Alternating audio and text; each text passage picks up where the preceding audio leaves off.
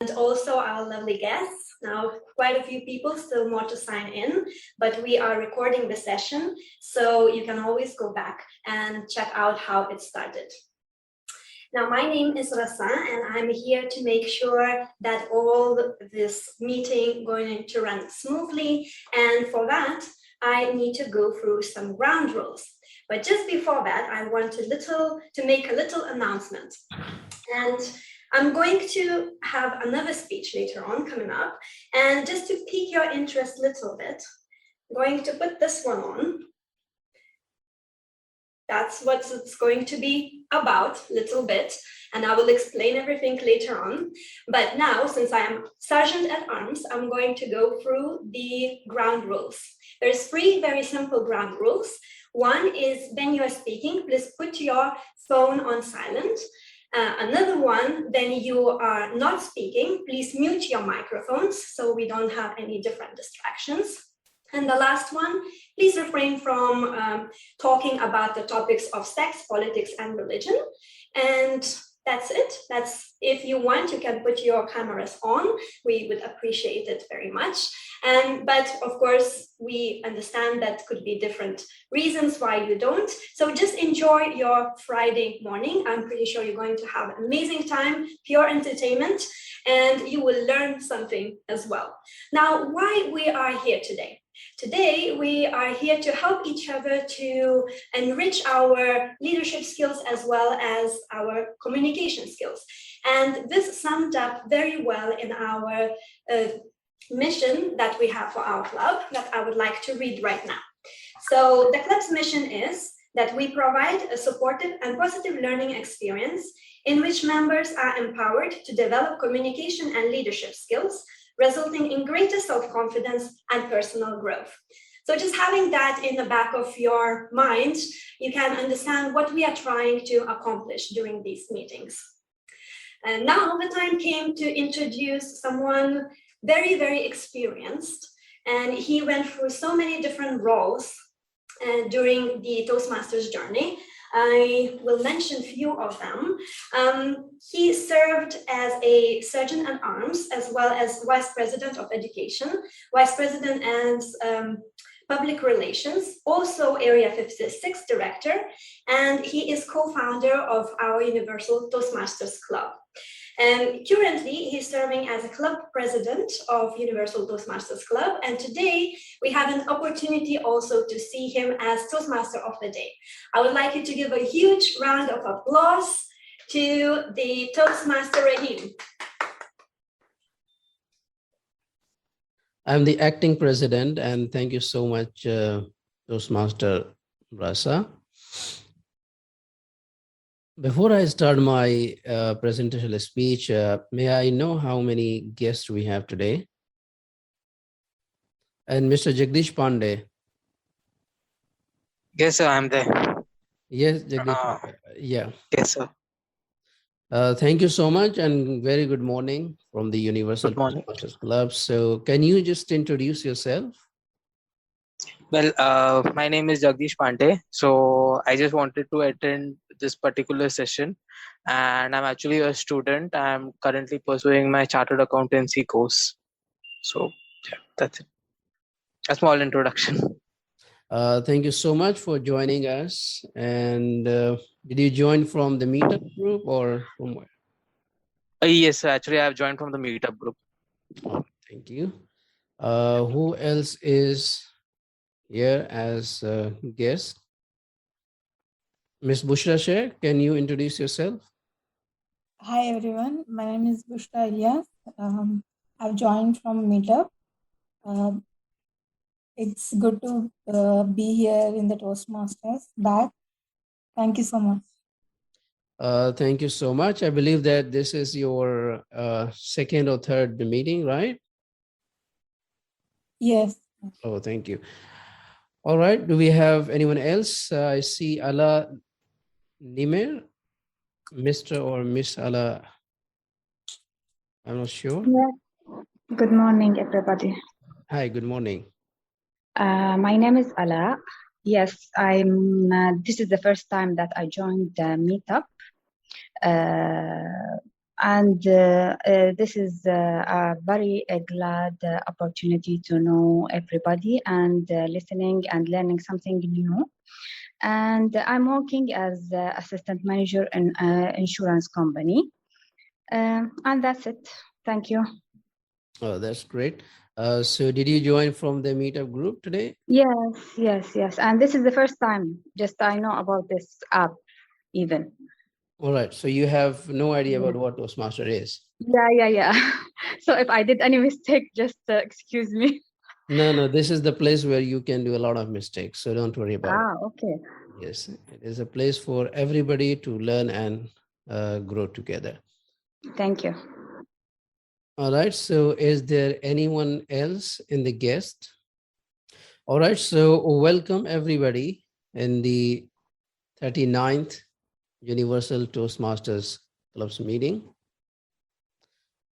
As the acting president, as for the benefit of guests, before I start my presentation about Toastmasters, one member is very special today for us, and that is Toastmaster Joan. It was one day that she also joined us as a guest all the way from Israel. And today she is with us as one of our members, one of the family members. So we welcome you, Toastmaster Joan. And we have our senior member as well.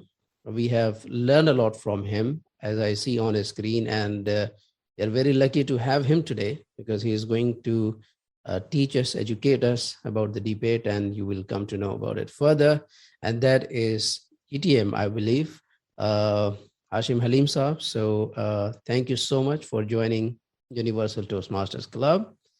And just a few words, if you can, please. Sure. Thank you so much, President TM Javed Sab. Good morning, everyone.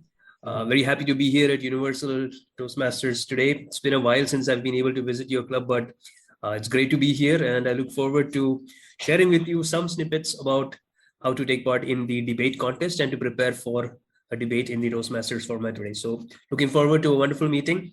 Rest here, everyone. Thank you so much. We are also very excited and lucky to have you, and we can't wait more. So let's begin the presentation about what Toastmaster is and how it can benefit the members as well, including especially the guests. So here is the presentation, and you all are welcome to this presentation. Wait a minute. I believe that everybody can see it. If yes, just say yes. I see that Yes, yeah. TM Rahim says yes, we can see. Yes, we can see. All right, hold on a second. I'm just adjusting a little bit. Okay. So welcome to Universal Toastmasters Club, guys. What is Toastmaster? It is a non-profit educational organization. We all know that. Public speaking and leadership. What skills we learn in Toastmaster is only two skills: public speaking skills as well as leadership skills. Founded by Dr. Ramsey Smedley in October 1924. Active members as of now, 364,000 members in 16,200 plus clubs in 145 countries. Well, this is the fact. You can find it on Google. You just need to Google it and find information. Now I'm going to show you how it works and what is the hierarchy that it works in pyramids, upside down. All right, so first thing are members, which we all are members. And then the second thing comes, let me show you, clubs. So we are the members, and members form clubs. And when clubs are there together, then it becomes area. And after area comes division, and then comes district and regions.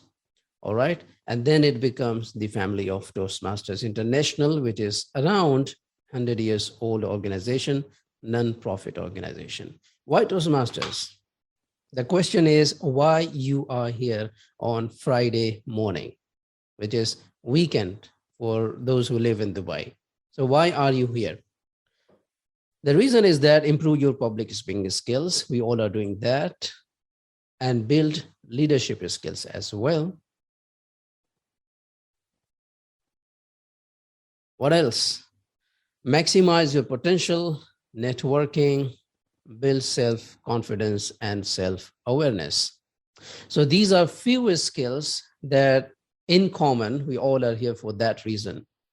If it can be more than that, it is your choice and your personal development, how you are going to take it further in your life in Toastmasters journey. So Universal Toastmasters Club is one of the 16,000 clubs. Just a year and a few months back, it was launched and started, Universal Toastmasters Club. And the reason why you should be part of Universal Toastmasters Club is individual orientation sessions. So we offer, once you become a member, we have individual orientation sessions. So after joining, you have one-to-one educational session where you will tell any senior members that what you are going to achieve and what are your plans after being the member of Universal Toastmasters Club. Effective mentoring system, we all have mentors. Those who have been here for a few years or for many years, they are going to teach you and guide you further in your Toastmaster journey. More chances to go get a stage time. It means that if you are a member of Universal Toastmasters Club, you have to be proactive, not just active, proactive. Try to attend each and every meeting, because we do not prepare for meetings and meetings to come. We simply prepare for the meeting to come the next. If it is 39th meeting, we will be preparing for 40th meeting the best we can. Encouragement to take challenge and test leadership skills. We all are here to encourage you. Nobody is here to criticize you or demotivate you. Everybody, every individual is here to motivate you and encourage you to achieve whatever you want to achieve in Toastmaster journey. Guidance at each step of your Toastmaster journey. Already said, Universal Toastmasters Club further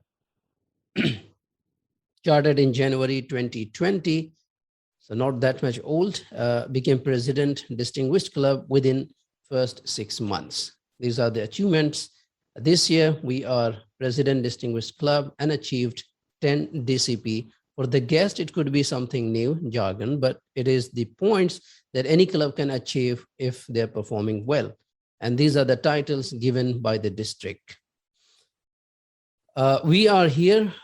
We are home of 2 existing distinct offices and 5 immediate past president direct district officers, which means in our club, this is very good combination of well-experienced members as well as new members. And that's how we are growing and learning together. We are home of 4 DTMs. Who are the DTMs? DTMs are Distinguished Toastmasters, that they have done all the education program, all the leadership programs, but they're still here because they are still achieving more, learning more, and improving more. All right, so Universal Toastmasters Club, when you have decided to be part of it, these are the, first is email ID, we have Facebook page, and Toastmaster Bia is the Vice President membership of this club. A number is given, so you can contact her if you want to join. All right.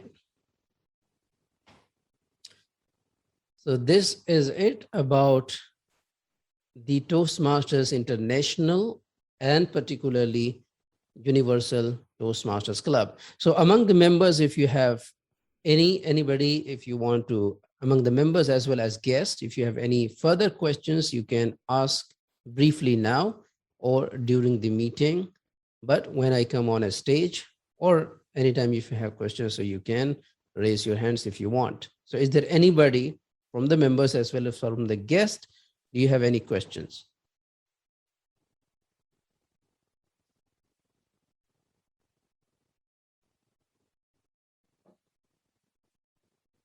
All right.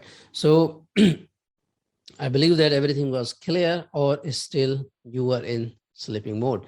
Anyways, take a cup of coffee, wake up. If you are comfortable, turn on the camera so that whoever comes on a stage feels that is talking not to just the screen or device, but a human being. And this is good or bad, I don't know, but we are living in new normal. And one thing before I call upon the stage, the TMOD, the host of the meeting, I just say simply one thing, and that I have just realized recently, it can be just yesterday. It doesn't mean how old this Toastmasters International organization is. This doesn't mean that how many members it has. It doesn't mean in how many countries this organization exists. What matter is really that as an individual, what you have achieved so far, as individual, why you have joined Universal Toastmasters Club or any club, what you are going to achieve. It doesn't matter your fellow Toastmaster is doing something or achieving something. It only matters how far you want to go. It is said that if you want to go fast, you can go alone, but if you want to go far, you walk together. That is said, but it comes again to you. And there is nothing you can't get in exchange of something. To get something, you have to give something. To get better at a stage, to get better in public speaking, we are giving our time. When I talk about giving something, it does not mean materialistic things or the currency. It means it can be anything, your time, your energy, your effort. So whatever in life you are getting, you are giving something. It's all about the sacrifices. All right. So I don't want to be hurdled anymore in this meeting. And now to host the meeting and to take it further, we have a very senior Toastmaster who is also a DTM, which means the highest position in Toastmaster, distinguished Toastmaster, who has whose introduction has been already presented by our Sergeant at Arms, who has been here for almost 3 years, has been one of the best friends and leaders always we look upon and we can rely anytime. And that is none other than DTM Rahim, who has prepared this meeting and who is the host of the meeting. And we're just waiting for him to begin. So let's welcome Toastmaster DTM Rahim. And since the timer is not available as of now, so I will be doing also the timer's role. So welcome DTM Rahim on virtual stage. Thank you very much, SN Javed. Good morning to all to Universal Toastmaster meeting number 39. We believe we here in Toastmaster meeting, we always share the experience, not information. So today I'm going to share my experience. Last week, when I was in Pakistan, I realized most of Pakistanis are living 6 to 8 hours without electricity. Why is this so? Because our nation consumes more electricity than generation. It means consumption is less, consumption is more, but creation is less. When I walked into the street of city, I saw the smoke of cloud. Suddenly, a healthy man appeared who could hardly walk and breathe. These all things are symbol of consume more. When consumption is high at national level, crises appear. When consumption is high at city level, pollution increase. When consumption is high at individual level, health deteriorates. These all things are visible, but today our focus is invisible things, where we cannot see the negative things which affect our mind, our thought. What I mean, we consume more invisible things like unnecessary information, ideas, false belief, negative thoughts, and these create thoughts. These stop our creation mode, but therefore we are always in consumption mode. We are storing more information, but we are not delivering, we are not producing.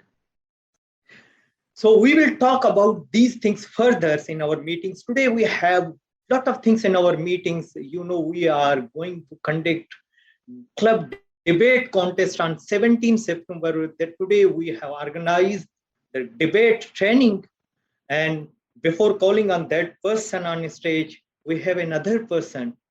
I believe she is the symbol of creation. She always focus on herself. She's not consume more information, attending more seminars and these things, but she's always working on her personal development. She's working with Dubai Care and other voluntary organization where she helps underprivileged children. Today, she is serving as the area director of Area 56. I welcome on stage with your round of applause our AD Toastmaster Midhat Siddiqui. Over to you, Toastmaster Midhat Siddiqui.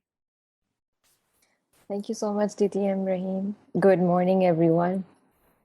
Apologies, I'm still a bit sleepy, so bear with me. Thank you so much, DTM Rahim.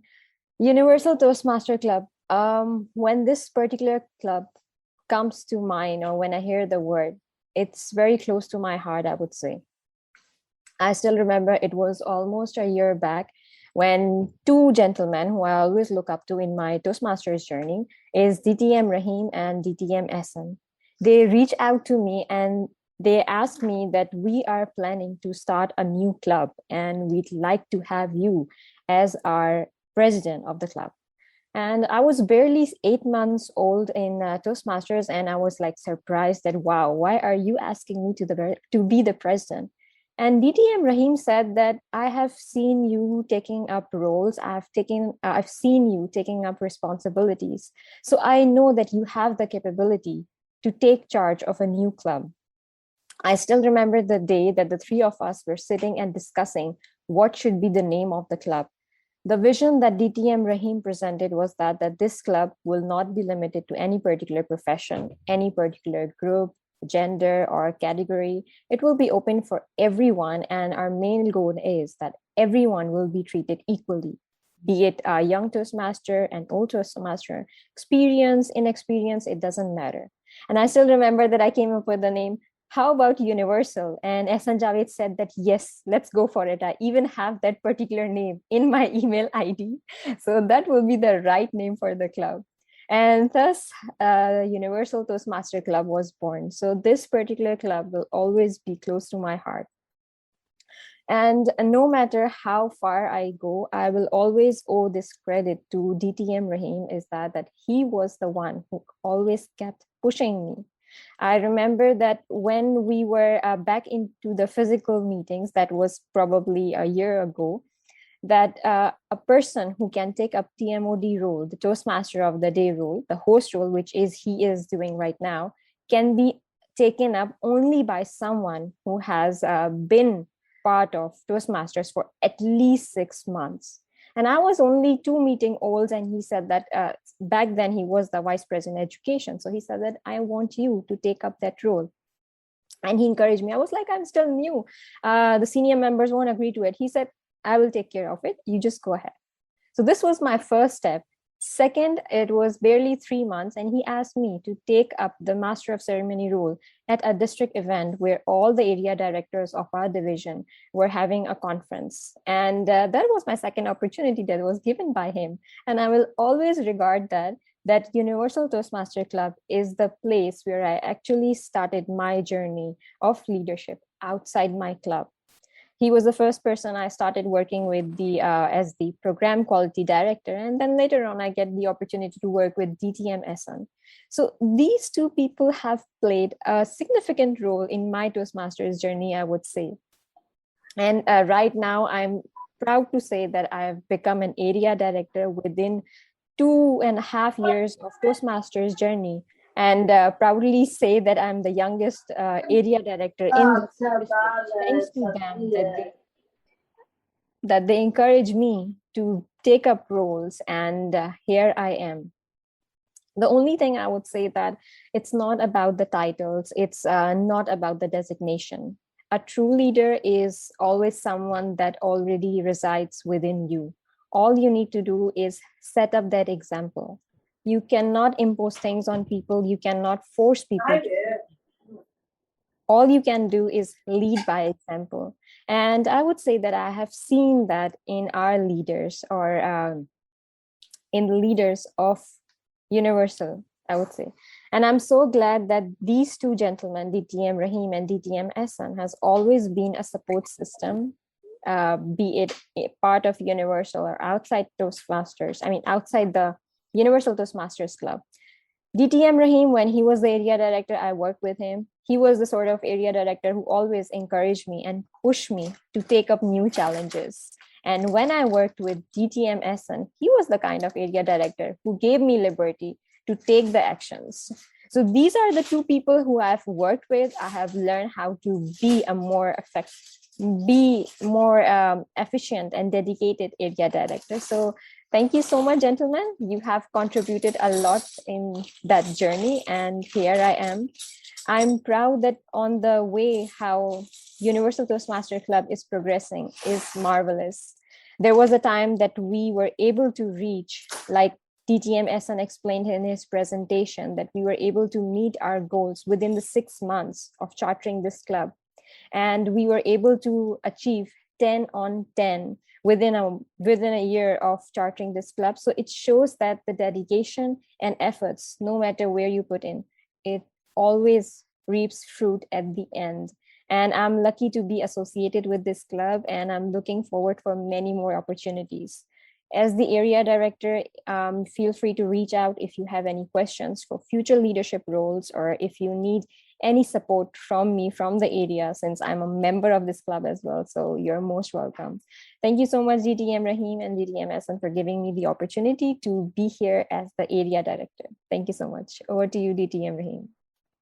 Thank you very much, Toastmaster Medat. I just say that our work was only show the way. It is your hard work to reach at that level, and you give us respect and you fulfill our expectation. I must say you did more than our expectation, and we hope and wish you good luck for your leadership journey, and we want to see you at higher level and reach at highest as possible. Thank you very much, Toastmaster Medat. In each meeting, we have certain role players. Without that, it is impossible to meetings finish on time. First is timer. As DTM Hussain mentioned that today he's doing timer role till our timer will join. He may join after 1 hour.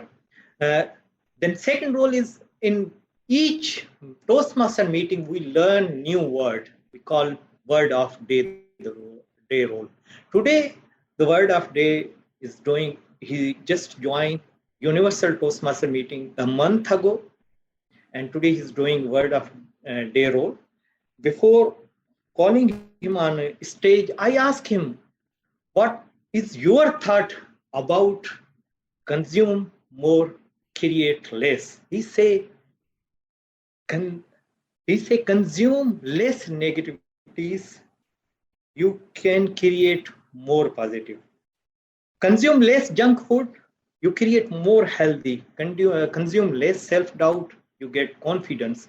So please welcome on virtual stage Toastmaster Hussain for word of day. Hi, good morning, everyone. I hope all of you are doing well. Thank you so much, Universal Toastmasters Club, for giving me this opportunity. And without wasting further time, I'll go ahead and share my screen. I hope I do it well this time. Here we go. All right. Okay. Since the 19th century, dash, sometimes also spelled dash, has been used as a slang word to describe acts of wasting time as well as displays of affection. Nowadays, dash doesn't usually refer to flirting or cuddling. But back in 1946, one Navy captain considered dash enough of a problem to issue a stern warning. Lovemaking and dash are hereby strictly forbidden. The holding of hands, osculation, and constant embracing of waves, women accepted for volunteer or emergency services. the holding of hands, osculation, and constant embracing of waves, corpsmen or civilians and sailors, or any combination of male and female personnel is a violation of a naval discipline. So I believe all of you must have understood that the word of the day is hidden between those dashes. The word is 8 letters. It starts with an L and ends with a G. Any guesses?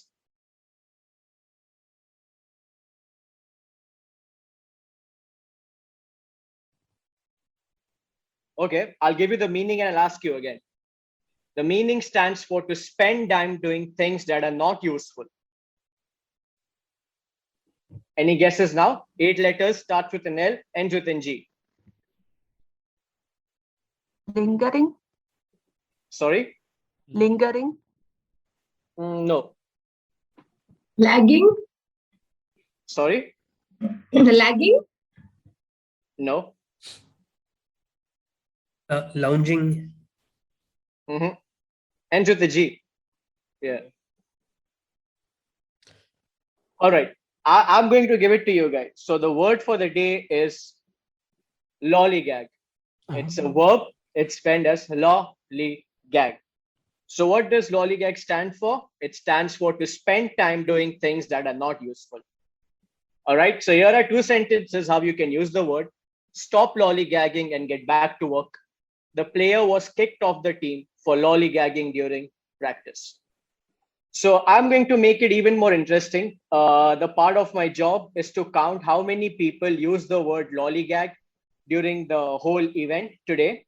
So what I'm going to do is, for every time someone uses the word lollygag, they get a 5% discount at any mobile outfitters outlet in UAE. It'll go maximum up to 25% discount. Just go to the store, ask them to call me, and I'll give you that discount. So every time you use that word, you get a 5% discount at any mobile outfitters outlet in the country. So all the best, guys. This is a good opportunity for you to get your devices protected. Also, I'm marketing my company. I hope that's within the rules. Anyways, all the best. That's it for me.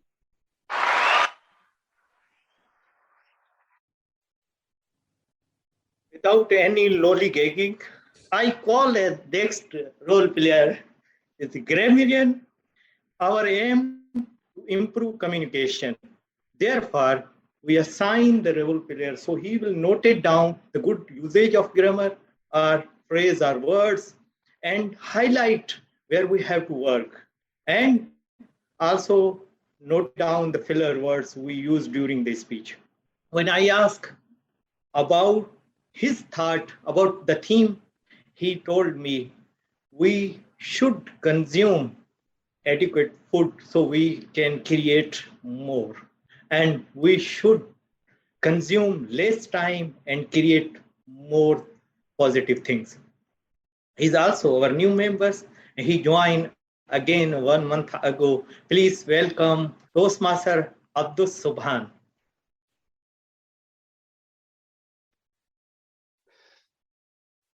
Hello guys, good morning.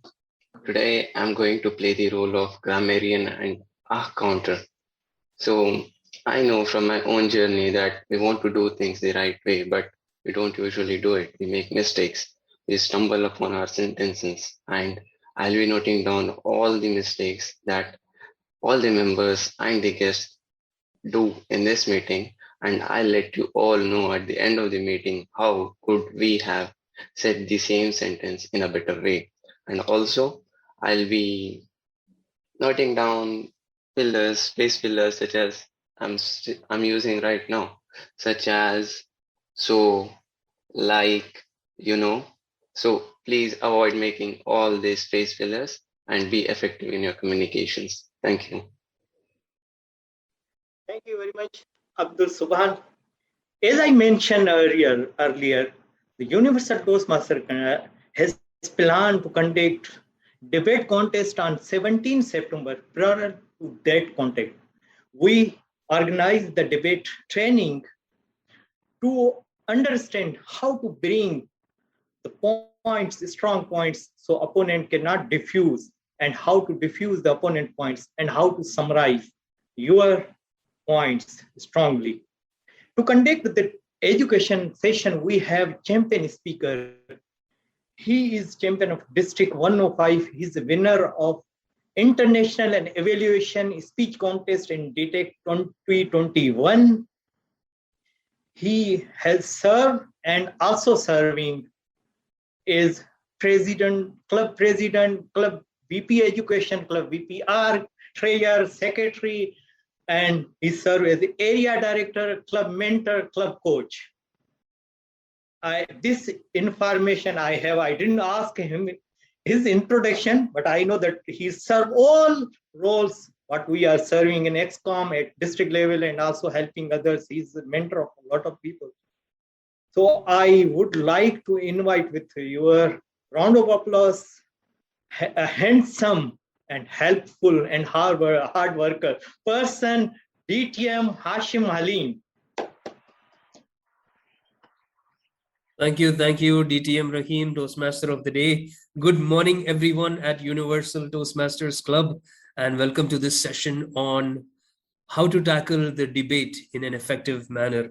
Now, DTM Rahim's been very, he's been very gracious and he's been very complimentary in his introduction of me. I'm not everything that he has spoken about.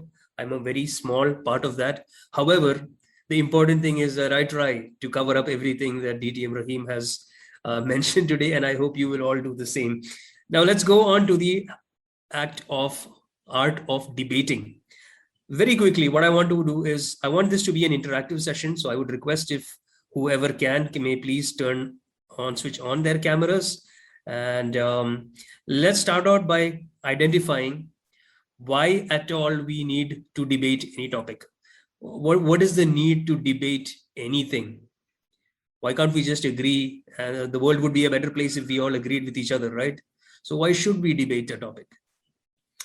Anybody has any thoughts on that? Let's go with who's raising their hand? So maybe probably to get a better idea of what the other person thinks, because like I'm from India, so democracy is very important. So we have to know the other side's point of view, and there could be a better possibility that other person has much better solution to what I am actually providing. So maybe that could be one of the reasons why you should actually debate. Absolutely. Very good. Jagdish, we need to hear the other side story as well. Hussain has raised his hand. Hussain? I would say to gain knowledge and understand where you're lacking in your knowledge and have another point of view. Absolutely. So we have to hear the other side of the story. There could be some gaps in our understanding of the topic. With both these opinions put together, we may be able to come up with a perfect solution for a topic. Excellent. All your points are absolutely right. Every story has two sides, and we need to hear both sides before a decision is taken. That is why we need to debate. And a healthy debate will always provide you with enough information on both sides of the topic, so that you are able to arrive at that final conclusion. So today we're not going to focus on every single kind of debate across the world. There are many formats in which different organizations conduct debates. We're going to focus purely on the Toastmasters format of debate, which is going to be used in your inter-club division level debate contest, which is coming up. So for which your team from Universal has to prepare. Now let's very quickly look at the format of what the teams in a debate looks like. A debate obviously has a topic. A very simple topic will be given to you.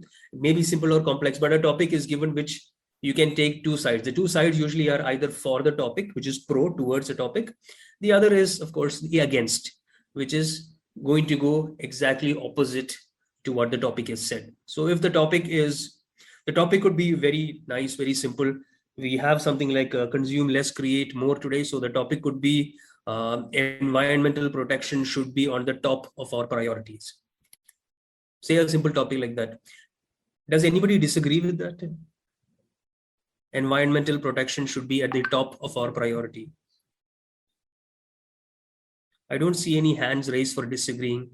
Let me ask you a question. If I'm against this topic, maybe I could put up a point and say environmental protection is important, but it's not at the top. I have other concerns. There's poverty in the world. There's probably child abuse in the world.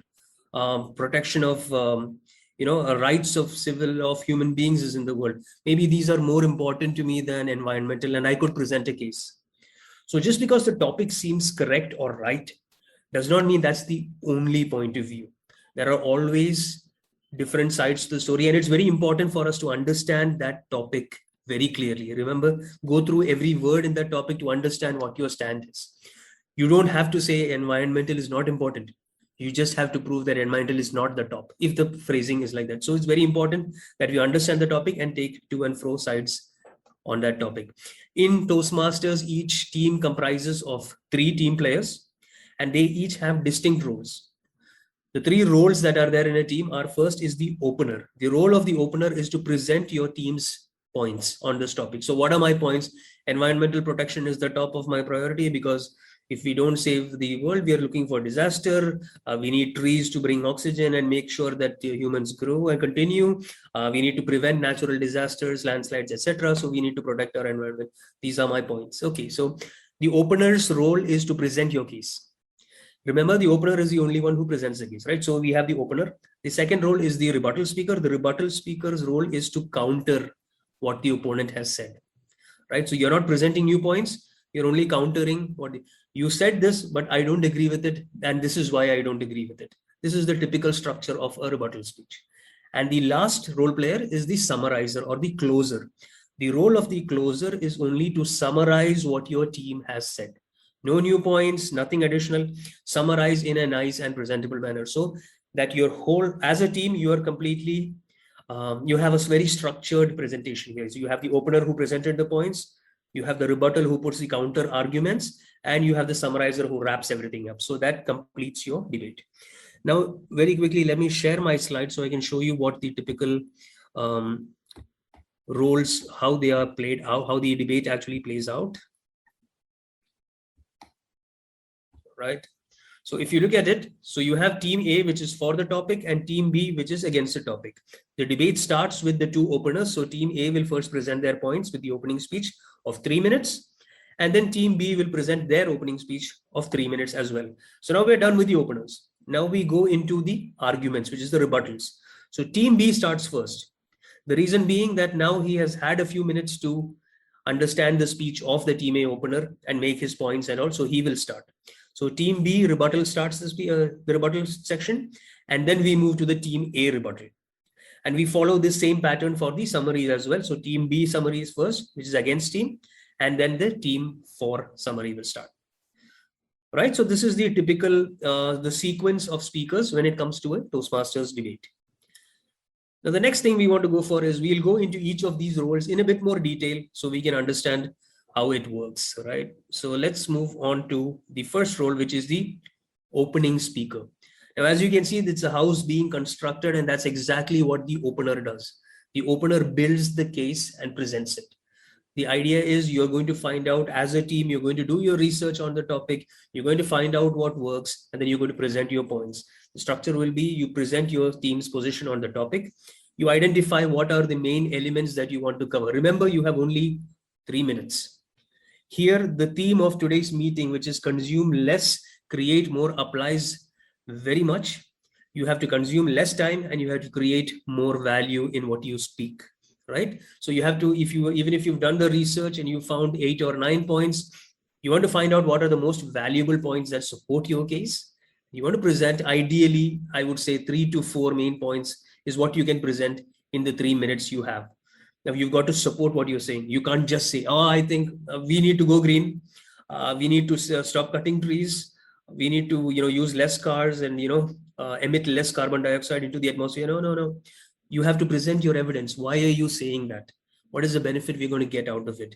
Where have you found this information? Is it credible? What are your sources? All of these need to be put, and you need to state and restate your team's position. So I'm going to stop sharing for a minute now. I hope you've got these points, and let's discuss this in detail. To structure a researched opening speech. Now, the idea behind the opening speech is that you're going to present your points in a credible manner that the opponents cannot say is false, right? They cannot argue with you. That's what you want to achieve. You want to say that you have done enough research on this topic to ensure that my stand is the more worthwhile stand of the topic. So let's see, what kind of points do you think would be difficult for your opponents to refute? Let me give you an example. What if you presented a point from, say, a research done on that topic?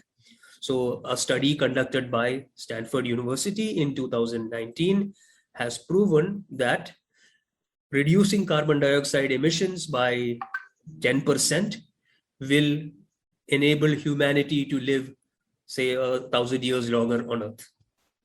Okay. Research presented has proved this. Research is a credible source, right? So you've taken this from a credible, you've mentioned the name of the organization or university or who article wherein this research was presented.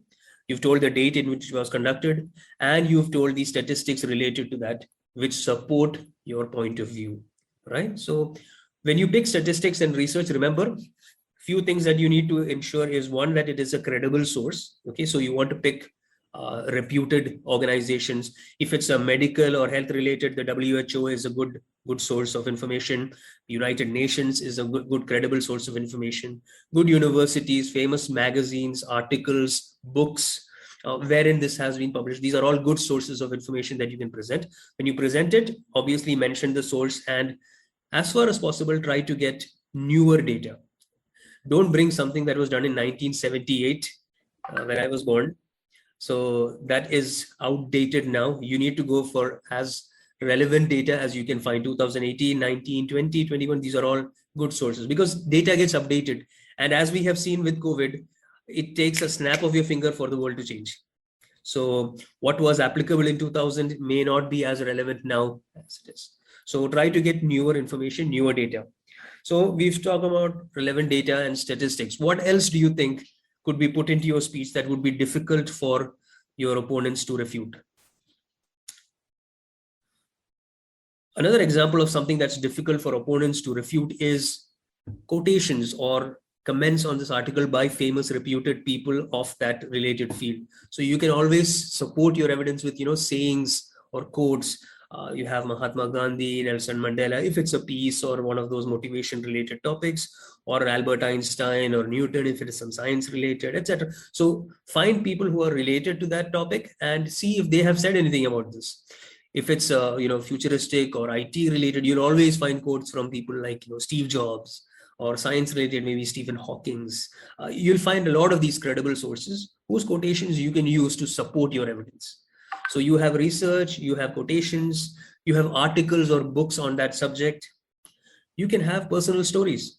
It has happened to you, or it has happened to somebody who you know, which is a credible source that it actually happened. So who's to say it does not happen? Now, if you put your story, there's always the risk that the opponent could say, okay, that is a one-off case, but it's still a point, credible point. So you say, just like this, there are hundreds of cases that I can show you where this has actually happened. General stories from general knowledge, from general understanding that are related to the topic. All of these contribute to the credibility of your source. In a debate, it is most important to ensure your credibility, because if your credibility is questioned, then your everything you have presented falls flat, right? So it's important to establish your credibility. Another good thing or use of the opening speech is to set the definitions of the topic. This setting definitions, what it does is it sets limits to where you can take this topic. Now, for example, let me give you an example. There's a common topic that comes out in debates called space exploration is a waste of money, right? Now, when it comes to space, a funny thing is you recently saw our Virgin owner go into space, right? And what happened after he came back? NASA questioned whether the height he had gone to was actually outer space or not. This is a typical example of where the limits have not been set. In a debate, you can set the limits. If you say that when you say space exploration, we are going to focus on outer space, not the periphery of the Earth's atmosphere. What this does is, in the periphery of the Earth's atmosphere, you have weather satellites, you have communication satellites, you have various other things. If you set the periphery as outer space, then you're cutting all these points out from what can be presented. So it's important to set the boundaries. And this is important. If you set it early, it's good because now your opponents have to either disagree with you and say, no, we are talking about inner space also or near as well. But so this is how setting the boundary helps you to limit what your opponents can come up with as well, right? So use the time to use your opening speech to set the definition of the terms. When you say definitions, try to use dictionaries like, Cambridge or Collins or Webster, etc. If it is medical related, try to bring something, a definition from a medical journal or a WHO or something like that. Pick something related to, which substantiates the topic that is being spoken about. The last point I had on my slide was to restate your team's position. My call would be that ideally you mention the topic somewhere at the beginning by saying, my team and I firmly stand for the motion, space exploration is a waste of money. Okay. And then bring it back towards the end and say, based on all these points, I hereby conclude and I urge the House to support the stand that space exploration is a waste of money. Why am I asking you to tell it twice in your speech? It's like how advertisement works. You've probably heard the saying that if you tell a lie long enough, it becomes a truth. It's pretty much like that. You're trying to convince your audience that what you're saying is true. So it's important that you repeat and reiterate your stand. So conclude with your stand by saying that, I stand for this motion. Now, a speech, an opening speech, be it, is still a speech. And we know from the basics of speeches that speeches have openings, bodies, and closings, right? Conclusions. So try to have an opening statement on this topic before you mention the topic. Have an opening, say, take your call on it, something candid, something funny, something strong, effective. Similarly, right at the end, just before you hand it over to the moderator, try to have a bang-on statement, a closing, emphatic conclusion statement, very short one, because you won't have too much time, and use that to actually end it with a bang. Watch for the lights. Usually in the contest, you will be given 2 or 3 lights. You'll have the green probably at 2 minutes and 30 seconds, and amber at 2 minutes and 45 seconds, and red at 3 minutes, and you have 10 seconds grace. But this will be explained to you somewhere closer to the contest so that the rules will be released at that point of time. But watch out for the lights. Make sure you have enough time to close. So select only enough points that you will be able to complete in the 3 minutes that is allotted to you. So when you do your practice as a team, get together and make sure you practice and ensure that you are able to complete it in the 3 minutes. So we will move on to the next topic, which is rebuttal. But before that, if anybody has any questions related to the opening, we could probably address those. So either I have explained it very well or nobody has understood a thing. I will assume the former and let us move on to the rebuttal if we have any questions. I have one question. Yes. Sometimes by chance we get the topic where there is no statistic or quote, then what we will do? It's a very difficult topic, and then how we tackle that? Again, it depends on the topic. So certain topics you have to take a research stand on it wherever possible. Where it's not possible, you cannot take a research stand if there is no statistics available.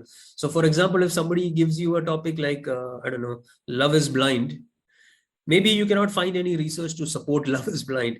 However, you will still find some references to it which are said by people, or some quotations related to that topic, some books written on that topic or related or somewhere associated with it. And then you have your own personal experience to go with it. So depending upon the topic, you have to decide your strategy. But avoid statistics only if you get a topic where there is absolutely no chance of finding a statistic. But majority of the topics, you will be able to find some research done on it. If not a number, at least you will be able to find some credible evidence or sources associated with it. Yep. All right, very quickly, let's move on to the rebuttal. What we had said first is that the opener is the one who gives the points. Now your opposing team has also set out and given their points. Now you as a rebuttal speaker, it's your job to counter what they have said. Let me very quickly share my slides so that we can see it. Here we are. All right, so we covered opening, build the case. Now let's move on to the next one, which is rebuttal. As you can see, the boxing gloves are out. But although it is an attacking mode, I would say that rebuttal is more like judo than boxing. You have to use the weight of your opponent to make your move. So pick the points that the opponent has said and counter that with your logic to defeat them. Remember, don't go overboard. Don't shout and scream. It's like Rumi said, you know, it's the you raise your words, not your voice, because it's rain that grows flowers, not thunder, right? So try to defeat them with your logic, not by over exaggerating or, you know, raising your voice. Defeat them with your logic. So the idea is, while the opponent speaks, you're going to note down everything that they have said, and you're going to attack those points one by one to support your point of view. So clearly state the logic of your argument. It has to be understood by the audience, the opponents, and the judges. And don't speak randomly. Reference what they have said. So say, my worthy opponent said this, to which I'm saying this. They went on to say, but I think so and so. Their last point was, but my point of view is this. So always paraphrase what they have said, specifically reference what they have said, and then bring in your argument to it. Do not introduce any new points. When you did your research as a team, maybe you came up with 7 points. You decided I'm going with 5, okay? And your opponent was only able to say, your opener was only able to say 3. So there are still 2 points remaining. You feel the urge to bring that in, don't do that. It's not as per the rules. The rules specifically say only the opener brings in new points. The rebuttal does not bring in new points. But you can refer to what your opponent has said in order to support yourself, right? So my opponent said this. However, as my opponent had presented, this statistics proves that what they are saying is absolutely garbage. Now address the opponents and the audience. Remember, this is not a one-on-one fight with you and your opponent speaker. This is not a one-on-one fight. This is a debate on that topic. So address it to both the opponents and the audience, right? Observe everything that happens in and around you. There are many things that could support you in this. Let me give you an example. If your opponent comes up and asks a question, how many of you believe da da da da da? Say nobody raised their hand. If you watch that, then in your rebuttal, you will say our opponent tried and the audience has completely disagreed with them and they are on our side, thereby proving that even the audience believes this is. So observe what happens there. Anything could be of use to you, right? And again, end by restating, based on all these facts that I have proven, and I have left absolutely no doubt that environmental protection is the top of our priorities. So end with the topic, restate your team's topic on this position. Now I'm going to give you a few tips very specifically about how to tackle a rebuttal, how to do a rebuttal speech. Now, 2 things that I'm going to speak about. One is what to do during the debate, and the second one is how to prepare for a rebuttal. Now, during the debate, what I want you to do is typically take a piece of paper and draw a line somewhere around, towards the middle of that page. On one side, I want you to write down specifically the points that your opponent has said. So started with this, point 1, point 2, point 3, point 4, if there is a closing statement. In the time that you have, on the other side, you should write what your argument for this point is. So point 1, this is my argument, this is the logic. Okay, this is my supporting evidence. That could be either numbers or something from your opening speech, etc. This allows you to have a structured framework with which you're going to present. So when you present, you start, okay, my opponent said this, but this is my argument. My opponent said this, but this is my argument, right? So it allows you to be structured and organized in the way you are. Again, like I said, you have only 3 minutes, so you want to use that wisely. You want to defeat your opponent's points with the logic. If they have a strong point, make sure you address it, because if you let it go, it means that you are agreeing to what they're saying, right? So if they have a strong point, make sure that you attack it at least with your logic. I mean, you may not be able to defeat it, fair enough, but at least you can create doubt. That's how lawyers do it. Lawyers don't have to defeat a point, they just have to create doubt. And that is enough to get your person acquitted or whatever it may be. So remember, you have to create doubt. So make sure you note down each point and attack those points specifically. At the beginning, again, state your topic. My team and I strongly found for this motion. Our worthy opponents tried this.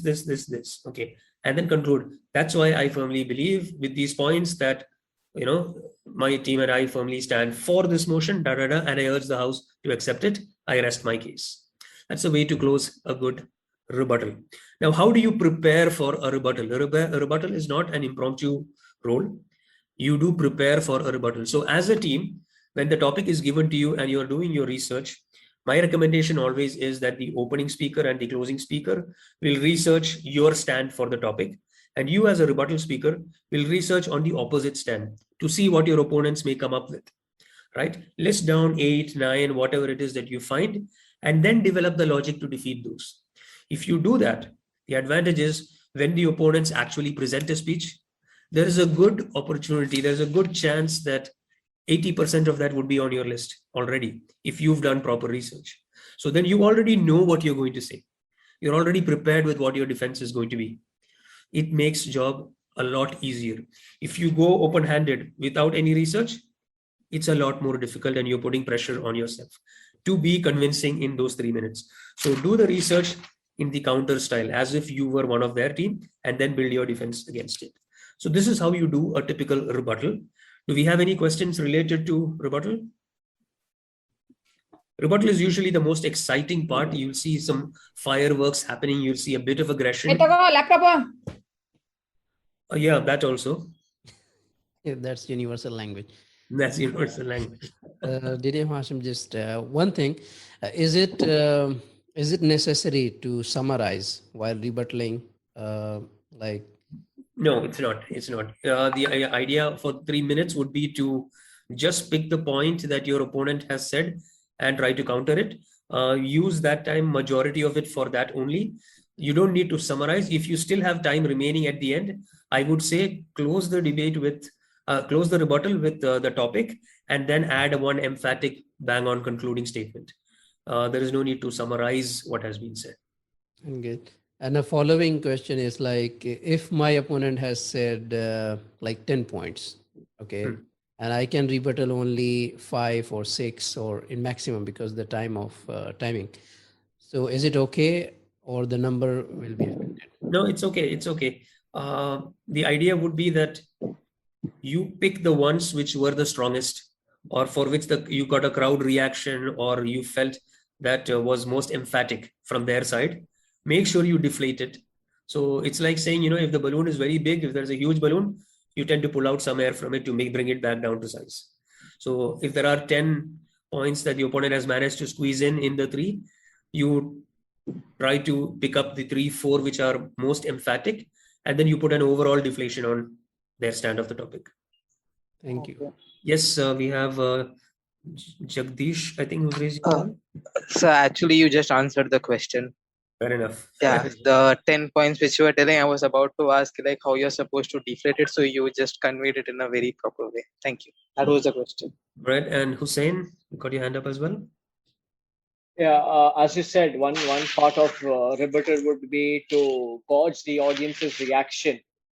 But do you have any tips now that we'll be most probably doing it on Zoom? So how do you go about that? So ideally, what I would do is, I would keep it on gallery view all the time. So you can see if somebody has put any emoticons or anything of that sort. Plus, then you have to also see how what was presented emphatically by the opponent. If he has a strong point, he or she has a strong point, there is a good likelihood that they will, elevate their voice or try to be emphatic about it if they feel that point is strong. Make sure you hit that for sure. Watch very carefully what the opponent says, because words misplaced usually give you a chance to pick it as a stick and hit it. Sometimes the strongest points that the opponent gives are the ones that you can use to hit back at them very nicely. I remember one, it's actually a humorous incident. There was one debate which was held at, I believe it was in Take Debate Club. The topic was that heroes are not great role models, etc. So my opponent had presented a point that look at the state of songs these days. There is a song from this movie called Choli Ke Piche Kya Hai. That is in Hindi, for those who don't understand Hindi, that means what's behind the dress, like that, So basically what he meant to say was that the words used in today's songs, etc., are not very of high quality or good. So it is not good for children or others to keep these as role models. This was a strong point, and he got a very good crowd reaction to it. I was the rebuttal speaker. What I told him was, you stopped at the first part of the sentence of the song. The second line is Choli mein dil hai mera. So this song is not about what's behind the dress, it's about the heart.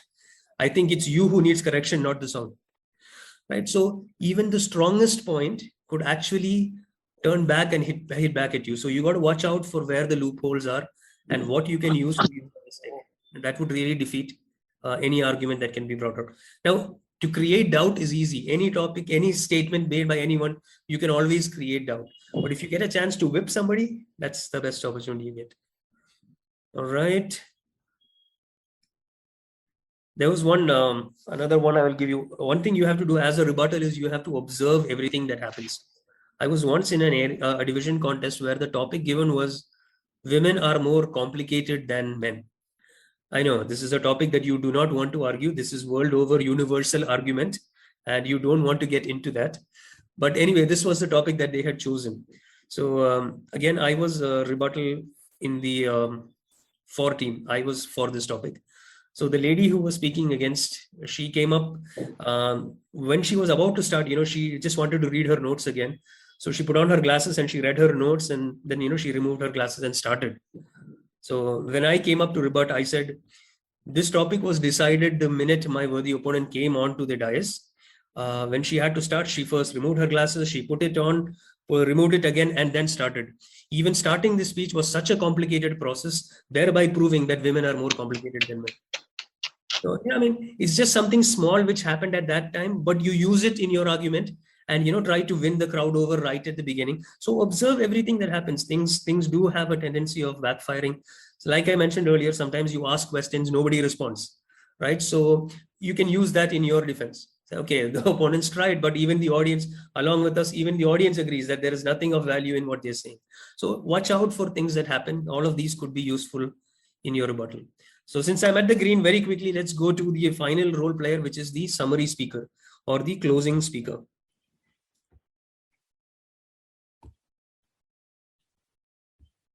All right. So the summarization, state your team's position on the topic. So you start with the topic, summarize what your opener has said, and some points which your rebuttal has said.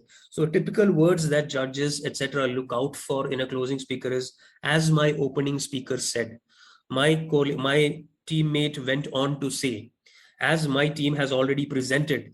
So, and present those facts, present 2-3 important points which your opener has said.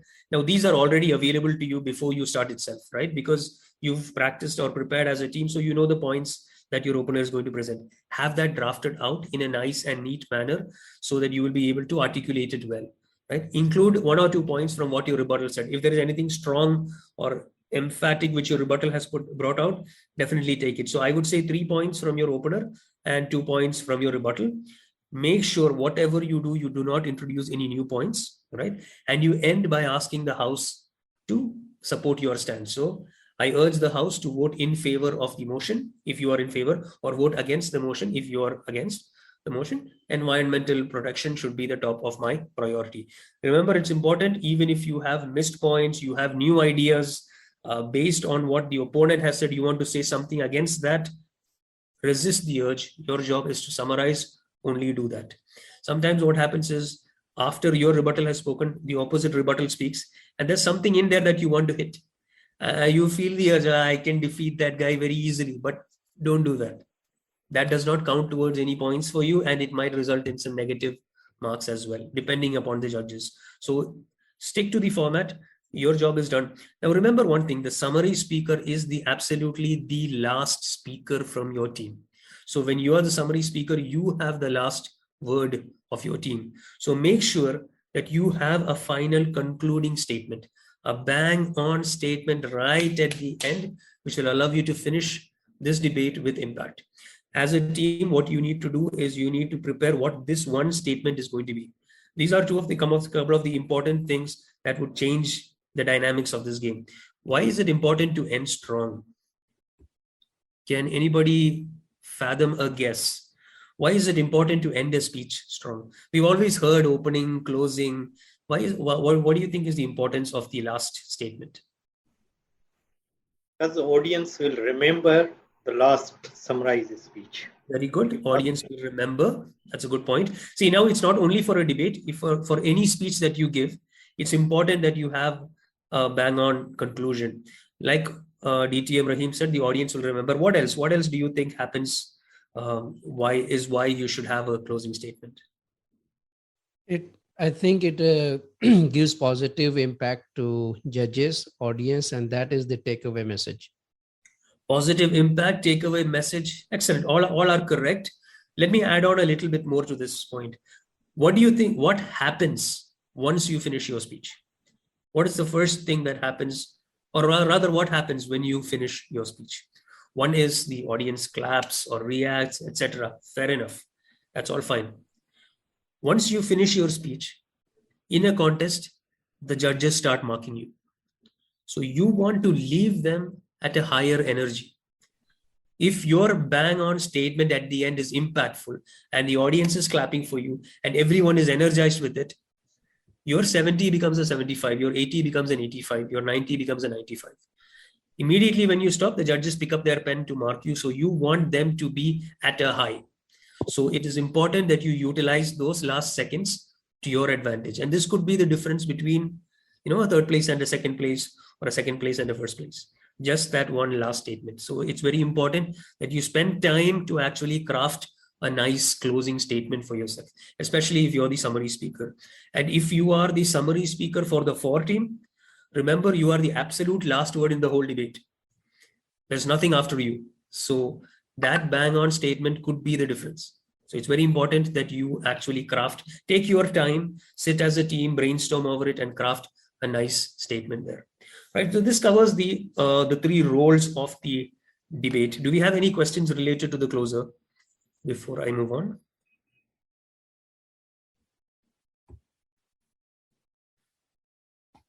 If we have no questions, then I must be doing a really good job, or nobody has understood a thing I have said. All right, so I think closing was a little easier. Remember, the closer has only 2 minutes. So your job is a little more constricted, that you have to use the 2 minutes to have maximum impact.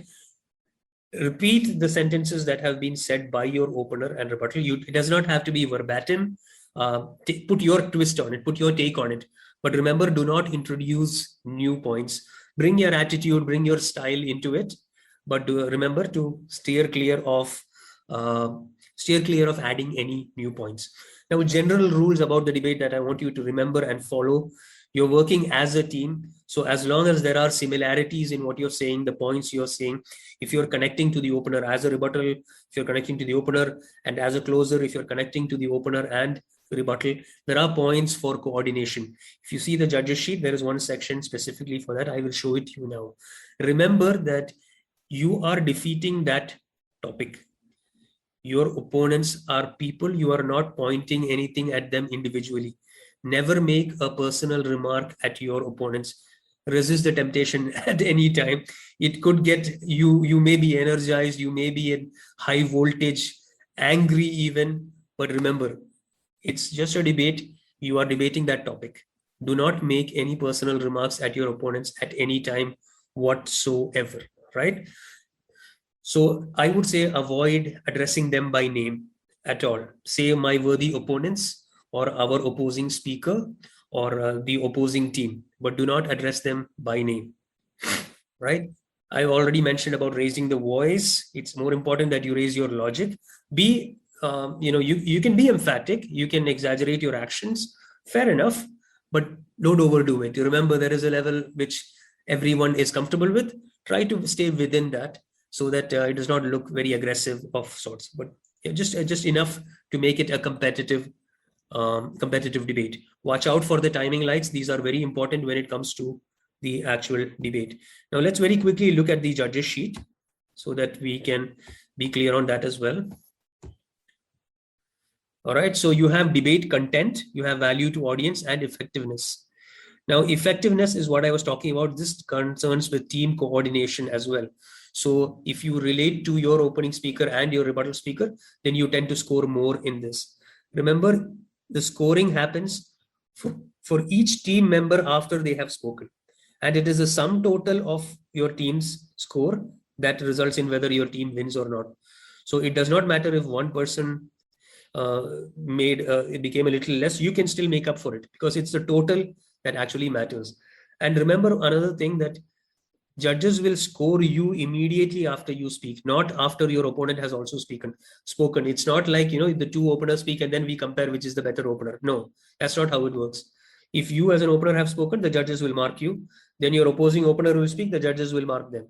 And each individual score is then summed up to get the total numbers, right? So this is how a debate is measured. And remember, 70% is content and only 30% is delivery.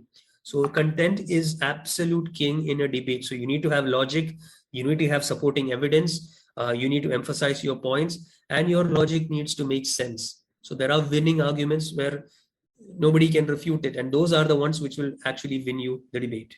Yeah. So we've already covered the timings. The opening and the rebuttal are 2 minutes, are 3 minutes. The lights will depend upon the actual contest, and you will get that once you get closer to the contest. And the summary is for 2 minutes, right? Now, debates usually in the contest, how it happens is you have the preliminary round wherein there's a draw of lots, and this is given to you in advance. So you have the topic and you can prepare for it. But once you cross the first round, you usually have limited time, maybe 15 minutes to prepare before they will call you for the next round. The same case would go on for the finals as well. So here my suggestion would be that, like I had said earlier, the 3 members of the team, you divide yourself into 2 sections where the opening and the opening and closer will work on your stand and the rebuttal will research on the opposite. At that 15 minutes that you have, use any source that you can find, your mobile, your laptop, phone a friend, who wants to be a millionaire, whatever you want, use it, but get your information ready. Okay, in that 15 minutes, I don't think you're allowed to, once you're on stage, obviously nobody can help you, but once while you're preparing, you can have as many people as you want, and make sure that you get your information ready, keep your support team ready as well. Fix your roles pretty much. Don't try too many tricks during the contest. I'd say if you have your role set, go with that. What kind of people should you select for your role? Now, the opener's job is to present a full speech. So anybody who is proficient in giving 7-minute speeches, maybe international speaker, etc., would make a good opener. Who should be a good rebuttal? Somebody who is quick on thinking, quick on their feet, who can think quickly, maybe a good table topic speaker, maybe a good evaluator, could be a good rebuttal speaker. And who should be your closer? Somebody who can summarize the entire speech or 2 speeches in 2 minutes. So I'd say a good evaluator perhaps could make a good closer. These are just some ideas. Does not matter. It depends upon your club and your members' preferences. But pick specialists for each role. That is usually how it works, and then let them work together as a team to come up with their solutions. All right. So that concludes my session on debate. Remember, it is the sum total of all 3 speakers which results in your total. So teamwork makes the dream work absolutely in a debate. I think we are already at the red. If we have any final questions, I can address those now, or we could send it to me and I can get back to you on those. All right, so what we can do is the VP Ed has my contacts. So if you guys have any questions, you can feel free to reach out to me on WhatsApp, or you can give me a call and I'd be happy to support you. So I hope this debate session has been useful for you and will help Universal to come up with the best debate team and probably win this year's inter-debate contest. So all the best to you. Thank you so much, and back to the Toastmaster of the day. Thank you very much. I request all audience, please unmute your mic and make a round of applause for DTM Rahim for such an informative session. Thank you, DTM Rahim, for your precious time. Now it is time to start the speech segment. Universal has managed to keep a unique record. What is that record? From January 2021 till today's meeting, we have almost 1 or 2 icebreakers in each meeting. So keep this record unbreakable. Today we have also icebreaker, and that is Toastmaster Tehseen Khan. Before calling him on stage, I request his evaluator, Toastmaster Muhammad Alim, to read out the purpose of speech. Yes, hi. Good morning. Good Are you listening to me? Yeah, Tehseen, just let Muhammad Alim read out the purpose, then you can start. Yes, Good morning, you fellow Toastmasters and dear guests. My name is Wait now, wait. Yeah, he's so excited. Yes, Alim. Tehseen, wait. I want to tell your objective to the fellow Toastmasters. So Tehseen is today is our icebreaker speaker. So Tehseen, the objective of speak is to introduce yourself to the audience. This is the first project and first speech. So just this is main purpose to introduce yourself to the audience about yourself, about your background, especially to the Toastmaster audience. And the time limit for the icebreaker speech is 4 to 5 minutes. So hopefully the timer will tell you where will be the red light, where will be the amber light, and where will be the green light. So just first listen to the timer and start your speech, please. Thank you very much, Toastmaster Alim. Speech timing is 4 to 6 minutes. 4 minutes you will see the green light, and 5 minutes yellow, and 6 minutes red. Then you have 30 seconds to conclude the speech. Toastmaster Tehseen Khan is so excited. Now I'm calling him on stage. Please welcome Toastmaster Tehseen Khan. Now you can start, Tehseen Khan.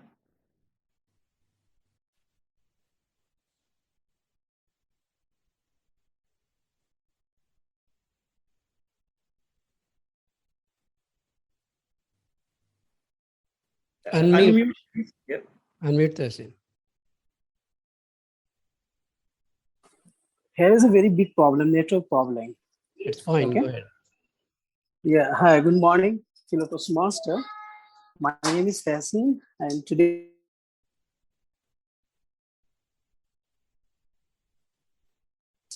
told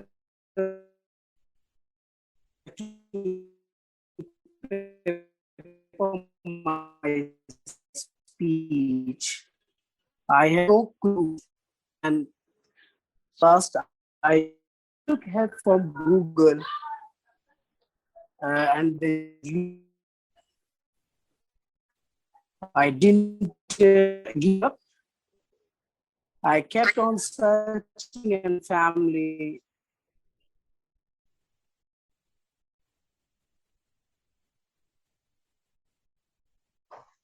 I think you are not audible.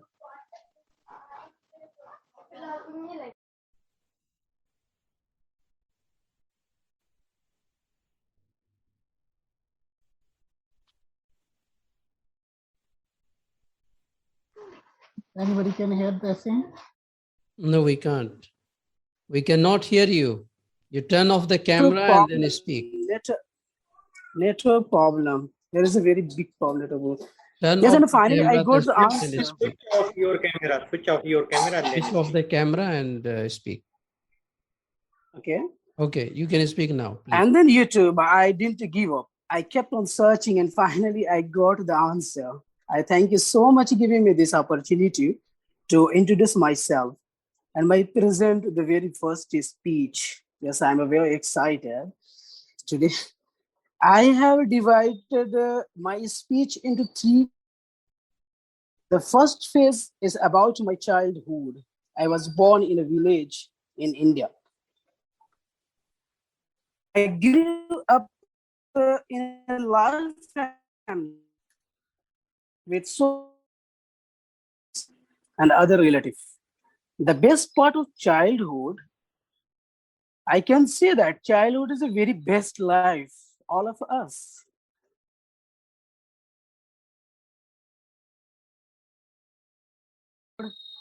And you don't take many game with friends and with family. Yeah, you know, my hobby is playing cricket and helping people. You know, helping is the very best addiction. And I was playing cricket. We had a neighbor shortage of players. As I told you about my large family, I was a most adorable kid in the family, being the youngest. And the second phase is my college life.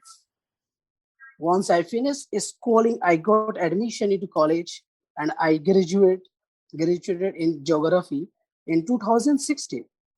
Then I continue my qualification. I did Bachelor of Education as well. And third phase is the present time. I'm now in Delhi and taking care of my mother. She is sick. And by grace of Allah, the Almighty, she is getting better. She is the most precious person in the entire world. You know, I am blessed to be with you in her difficult time. But don't worry, if Allah wants, everything will be fine. And no matter how bad the situation is, never panic, because one day it has to go. And there will become many bad times in life, then the will go away one day.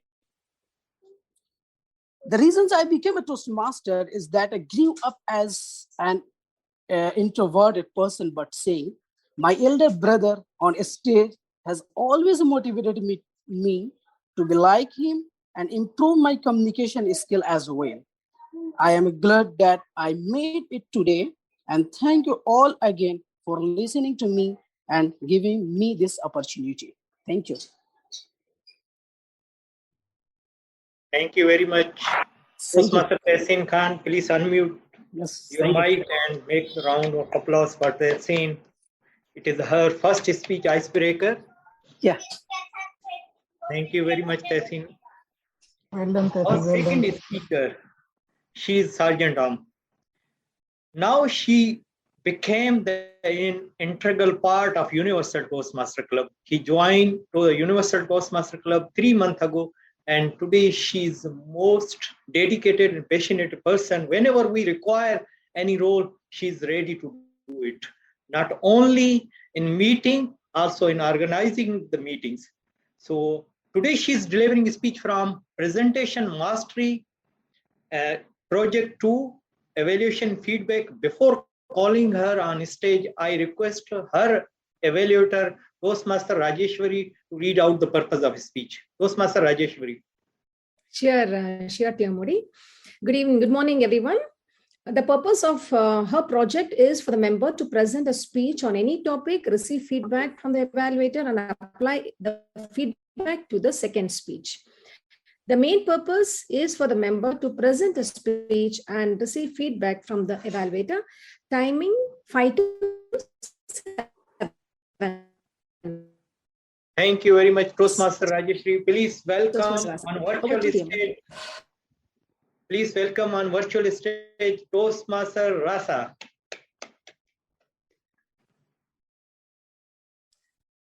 Okay, thank you very much, Toastmaster Rahim. I don't want to lollygag anymore, so I'm going to start my speech right away. So, when was the last time when you went to the beach? I know it's very hot in Dubai, and normally I would never go, but my friend enjoys it so much that she goes no matter the weather. She convinced me to go with her just to look at the waves and enjoy, relax a little bit, and I thought it could be fun. So I was sitting on the sand, observing the people, and on the corner of my eye, I saw this lady. And I will show you a little picture here, representation of that lady, but I'm pretty sure that you're going to recognize straight away what was so striking about her. All right, I hope you can see that. And I think you can guess that I'm talking about very, very big hat that she was wearing. So she was just passing me by and I could not stop looking. I was thinking, why would you choose to wear such a huge hat like that? Is it protection for the sun or something else? Perhaps from someone else. maybe she was hiding her face and didn't want anyone to recognize her. Perhaps she was actually the opposite.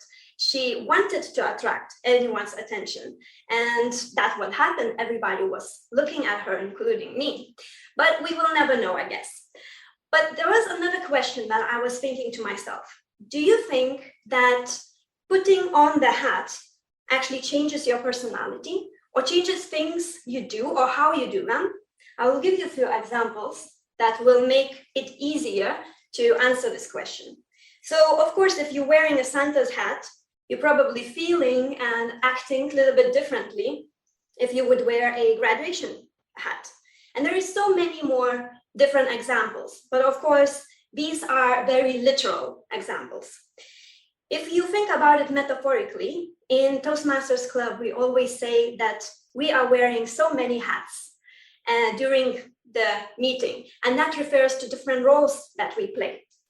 So today I was already playing one role in my first speech, and I wonder what kind of hat should I wear now? Let me select one. So this one, already done. This one I really like, but it's not really suitable for this occasion. Well, I guess I should wear this one then. What do you think? I actually don't like it. I think it's wrong color, it's wrong size, and it feels very uncomfortable. Well, that is my public speaking hat, at least for many, many years, and up so recently as 6 months ago. But then something started changing. I start putting this hat over and over and over again. And while I was doing it, with my experience, I start adjusting it a little bit, just to make myself feel more comfortable. And just to showcase the experience that helps me with my other speeches, I want to tell you about the workshop that I done. It was a business goal setting workshop, and we had to do some models from the Lego. It was a brilliant workshop, and in the end of the day, they asked us to do a testimonial. And it was all the cameras and lights that made me a little bit uncomfortable. I thought, I'm not really sure how to deliver is 1 minute speech with no preparation. Does it sound familiar? For people who know or are members of Toastmasters, they know about table topics. And then I thought, okay, I've done this before. I did it and it went quite well, so perhaps I can do a testimonial without preparation. And of course, when I started talking, everything went quite well. And I even got a good comment saying how natural it looked. So I guess what my main point here is that if you will put your hat as a role over and over and over again, you will have an opportunity to tailor it to yourself and make it so that even though the whole world is watching, you can feel way more comfortable than you felt before. And I can refer it back to the lady in the beach. She had this hat and she looked pretty comfortable, even though that it was very, very big and attract a lot of attention. Thank you, Toastmaster. Rahim, back to you. Thank you very much, Toastmaster Rasa. Now I request our acting timer. Today he's doing all acting role. DTM Hussain Javed to read out the timer report.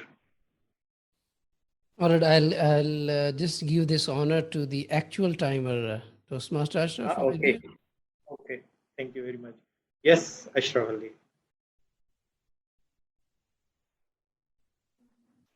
Good morning to all of you.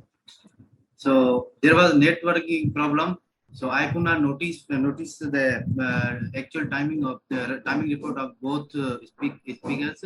So probably I will request TM Hussain to display this timing report. So thank you so much. All I wanted is giving you a chance to speak.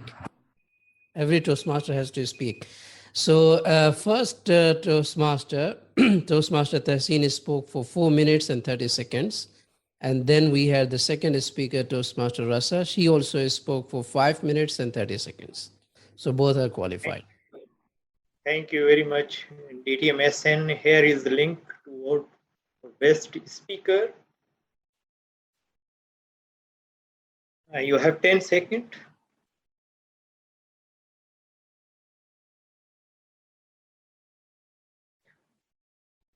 Okay, it is time to go 3 minutes for 3-minute break. After break, I will tell you how you know you are lollygagging your precious resource. So after break, there is excitement segment where guests can participate. And before going on break, I request all audience, please switch on your camera so we can take your beautiful faces and put on the Facebook, Meetup, and our group. Please switch on the camera. DTMSN, you are going to take the picture? Yes, I am ready. I'm just waiting for everybody to switch on the camera and smile and give you a big smiling face on Friday morning. All right, I'll just count. I'm just waiting for a few. Toastmaster Midhat, Toastmaster Ashraf, Toastmaster Alim, guest Bushra, if you're comfortable, you can. If not, no problem. Alim, Ashraf. Okay, I'm just waiting. Okay, go ahead. 3, 2, just look at the camera on your screen. Don't look at me, though I'm very handsome today. Look at the camera. 3, 2, 1. Thank you so much, guys. It's done. Thank you very much. We will be back at 11:44. Till that, take the break and we'll be back after 3 minutes. If you have any questions, you can ask us. Or at the end, you can also networking time. You can just interact with each other. I have set the timer for 3 minutes, but still you have time to talk. Good.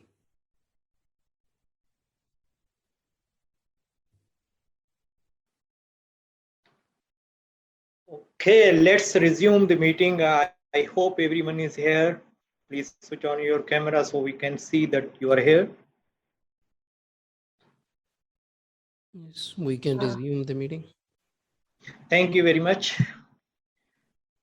Before going on meeting on break, I told you I will tell you the tips that how you know you are going to lollygagging your precious resource. What resource we have? Time, energy, and effort. I will tell you that if you are spending so much time on social media like Facebook, YouTube, and watching videos and scrolling down, reading messages, or if you are spending time to read your mail once or twice in a day, more than once, or you are talking about the people, and then you are comparing with yourself with others, it means you are lollygagging your resources. Now it is time to call a table topic master. She is secretary of our club. And when I ask her what is her thought, she say she always try to consume less. It's maybe electricity, her time, she spend time wisely. And she is electrical engineer by professional. And today she is doing table topic master. Please welcome on virtual stage, Toastmaster Archa. Thank you, Toastmaster Rahim. Good morning and a very warm welcome to my fellow Toastmasters and distinguished guests. So today with this table topic segment, I'm killing 2 birds with 1 stone. That is, I'm not only being the topic master, but I'm also doing my project, which is active listening, in which I have to listen to all the speaker speeches and give short affirming statements on them. So table topics is a segment where the guests can also participate. It is a segment about impromptu speeches. You will be given topics which will be different for every speaker, and you have to speak for a minimum of 1 minute to qualify for voting. and you can speak up to a maximum of 2 minutes 30 seconds. To further explain the timing rules, at 1 minute the timer will flash a green background, at 1 minute 30 seconds yellow background, and at 2 minutes red background. Then you have to conclude within 30 seconds. So for today's table topic segment, I have chosen some professions as table topics. So you have to imagine yourself in that profession in case it is not what you do in reality, and speak about what you like the most about that profession, what you dislike about the profession, and what you do on a day-to-day basis, and how would you like to improve, or what more you would like to achieve in that profession. And also you can give a fake organization name in case it is not your job. And without any further ado, let's start the table topics segment. And I would like to call on an experienced Toastmaster first to volunteer and give a speech on the topic. So any experienced Toastmaster would like to volunteer?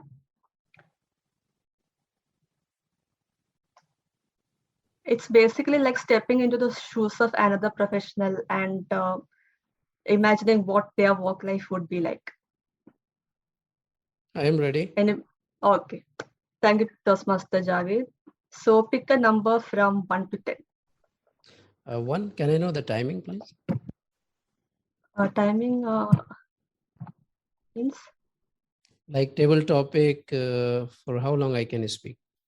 Yeah, I explained just minimum 1 minute and maximum 2 minutes 30 seconds.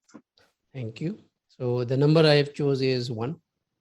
Okay, so your profession is that of a doctor. You have to speak like a doctor. All right. TM Rahim, can you? Oh, okay, the actual timer is there. So Toastmaster Ashraf, please time me because now I'm speaking. All right. All right. Look, DTM Rahim, I know that you have been suffering from this illness for a long time, and I don't want to lollygag anymore. And, we are living in this new normal. And I've told you one thing, see, this is not the corona that you are so worried about. This is something else. I have seen you for many, many years. We have been friends, and you're very lucky to come to me because I'm a doctor having so many years of experience, treated a lot of, being in Dubai. The best thing is we have like so many nationalities, and I have seen many, many patients from different countries. So you are very lucky to come to me. And I know even that secret why you are coughing so much. So I told you so many times that do not go out with so many, okay? Something I cannot tell.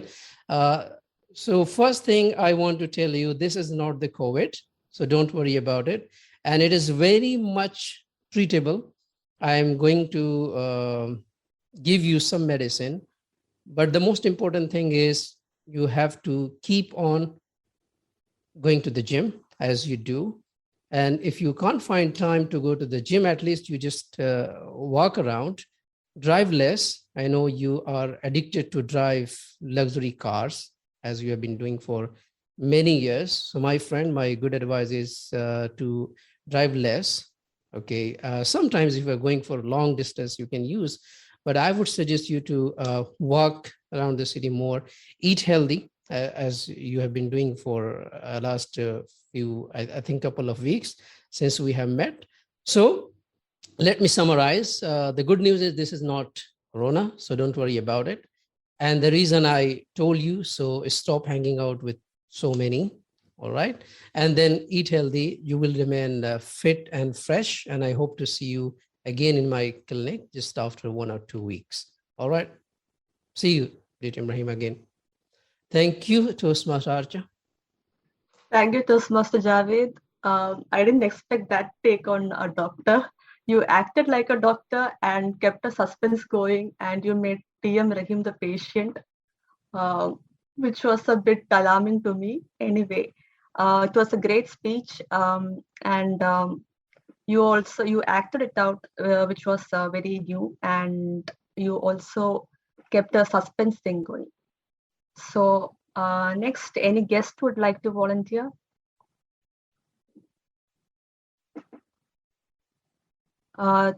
Guest Jagdish, would you like to take a chance and give a speech?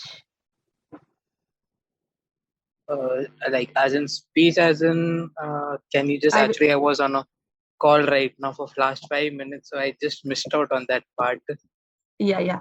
I will give you a profession as a topic, and then you can speak on that profession. In case it is not your profession, you can imagine you are that professional and what they do in a day-to-day base life. No problem. I'll go ahead with it. Okay, can you turn on the camera if it's Yeah, okay sure. with you? Yeah.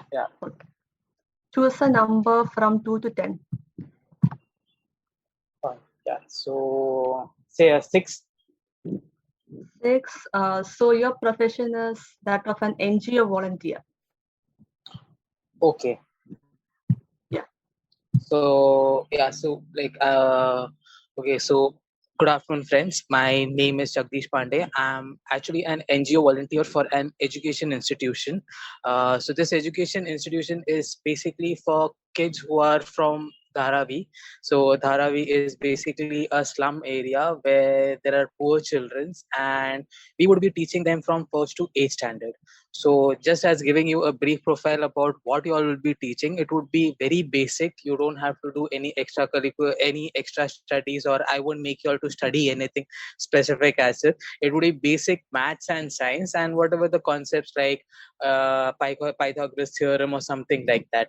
So in case if you would be, anyone would be having a time, in case anyone would be having time to give around like 1 or 2 hours for poor children or kids in the school, I think that would be great. And it would be hardly like just once in a week. It won't take much of your time. So it would be an voluntary act, as well as it would be more kind of an giving something back to the society, because once you will interact with the children, I think your perception about children and about how they behave, about their culture and everything, I think that would give you a better idea. So if in case anyone is interested, maybe they could give a just give me a call and I would help them out in further whatever they want to do. Yeah, so that's it. Sorry, I just tried my little bit and I hope it was decent. It's okay, Jagdish. It was a great speech. I actually believe that you are a NGO volunteer, and you made all of us prospective volunteers, like Toastmaster Javed did. And you did a great job, and you talked very passionately about this volunteering job. So moving on, who would like to volunteer next? Any guest? Toastmaster, Bushra. Yes. Yeah, would you like to take part in this? Yeah, I would like to try. Yeah, okay. Choose a number from 2 to 10 except 6. 8. 8. So you are having a freelance job, any freelance job, and just speak on it. As we all know that freelance isn't considered a real job, but freelancing helps you give the experience and know the real-time experience of whatever pros and cons of the job. I myself have done a 5 weeks freelancing, so I particularly relate because I didn't have any experience before freelancing, and after freelancing I've got to know what are my strengths and how if given any condition, like when I've been thrown into a trouble or for any challenge, I got to know that I could come up successfully from that challenge through freelancing.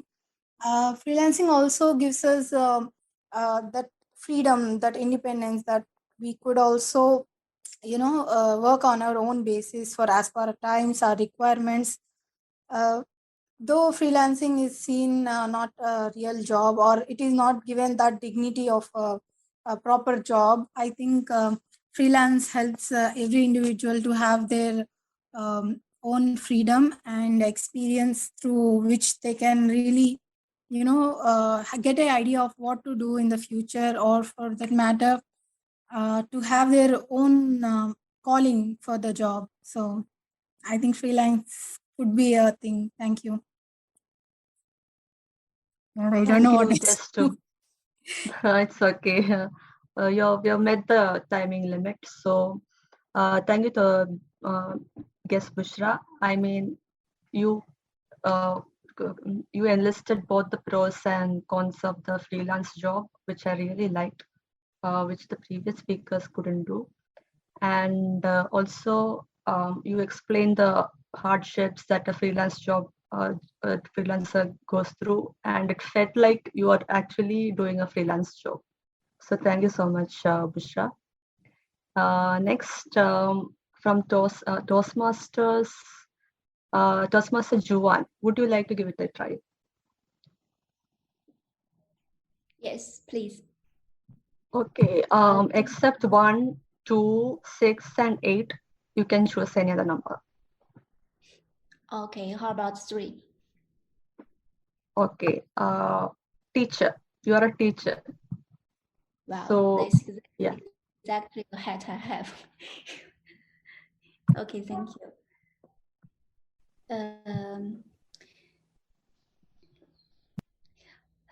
Wow.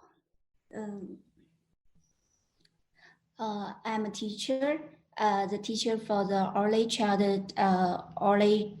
development. And what I do every day is that I would like to go to school to hear the kids, to hear what they want every day, and to observe them, and to guide them how to discover more and learn more. And but before I'm still a new teacher, and I don't know, when I enter the door, I don't know, I have no idea how can I become a good teacher. I'm not experienced, but and then my friend told me the good teacher is always listen to the kids by the heart. And the good teacher allows kid to lollygag in the school, not always trying to make kids make full of use time, because even it seems like they are lollygag in the kindergarten.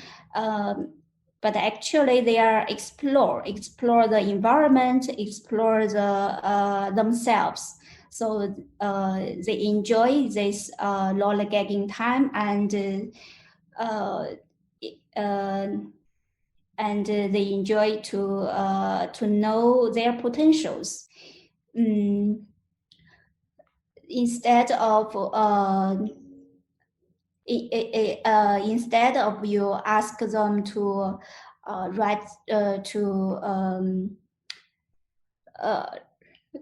do more tests, or instead of asking them to do more tests and consume their time on the video, on the homework, why not to get them to create more, to share more? Because when you're sharing, you are caring, and when you are sharing, you become more stronger. Thank you. Zell. Thank you, Toastmaster Juwan. Okay. You did two things. You spoke like a passionate teacher, and I understood that you love kids very much, and you would like to give them great values like sharing is caring, consume less, etc. And Toastmaster Abdus was very happy because you used lollygagging many times. So, and another Toastmaster I would like to give chances, Toastmaster Rasa.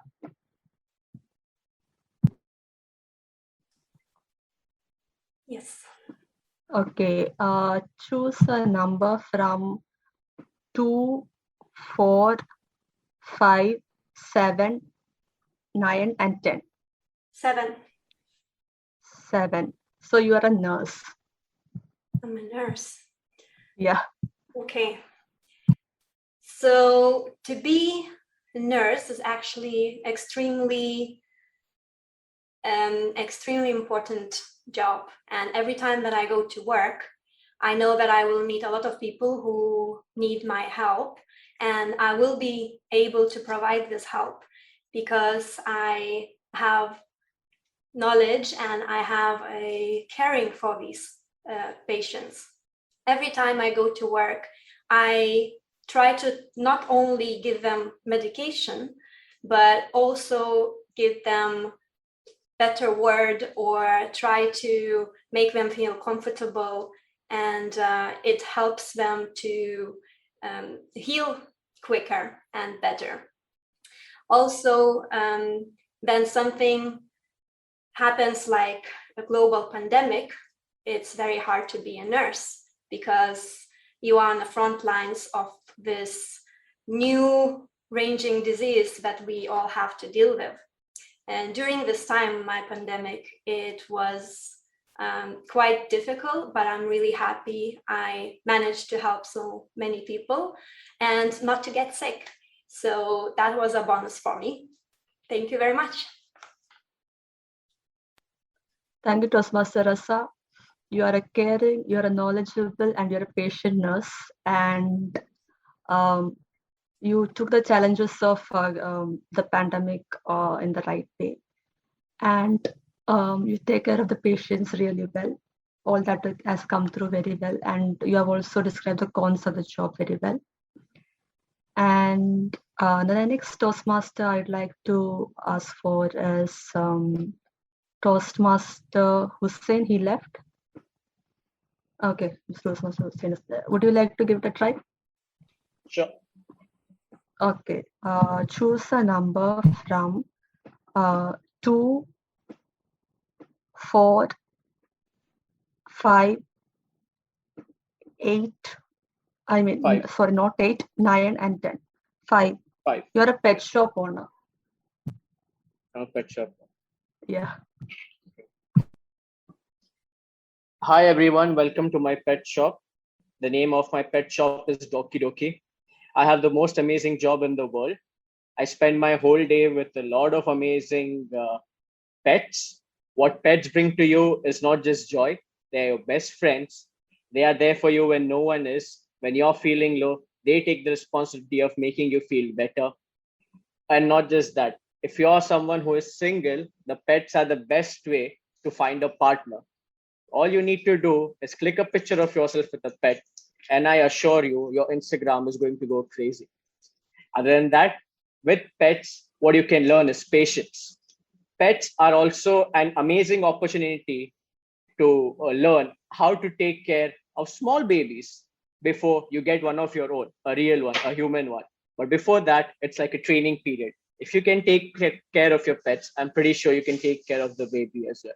Other than that, it's not all easy go lucky. They can poop anywhere, they can piss anywhere. You have to potty train them. That's a hassle. But once you do that, believe me, you're going to feel very proud of yourself. As I said, they are just like small kids. So you are there to teach them how to do what is supposed to be done.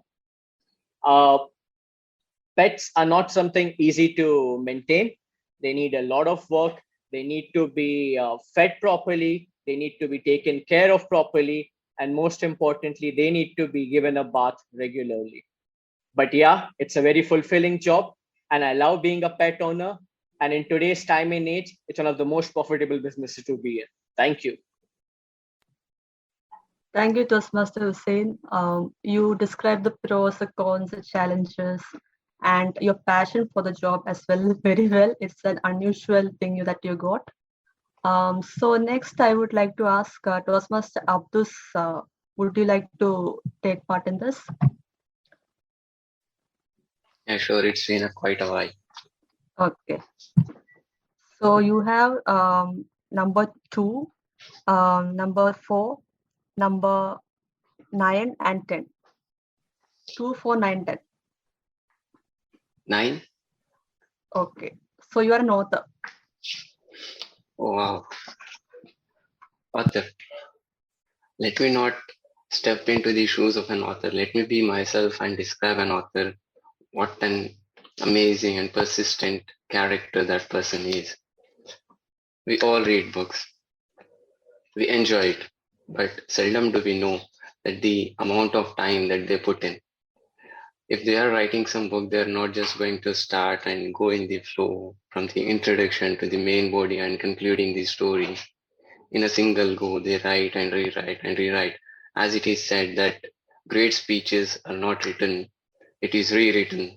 And it goes the same way about writing a book. It is not simply written in a single go. It is rewritten and rewritten. It is revised again and again so that it can have the effect on the reader. And also, every single book that we read, it improves our vocabulary and makes us a better person than we were before. It makes us smarter sometimes, and sometimes it makes us a better human being. So being an author and dedicating a lot of time to write some context and then deliver your message with that context and have an impact on the society, that's an amazing job. And thank you for all the authors who have made me who I am today, who have improved my vocabulary. Even though they are not listening to me, I want to thank them. Thank you. Thank you, Toastmaster Abdus. You empathetically described that author's life and what he goes through on a day-to-day basis and how they have impacted you very well. So is there time for any more speakers or should I find it? No, Archa, we are 30 minutes behind the schedule. Okay, sorry. Okay, that's it about the table topics, and thanks to all the participants for cooperating. Thank you. And over to you, Toastmaster Rahim. Thank you very much. I request Toastmaster Ashraf, please read out the timer report.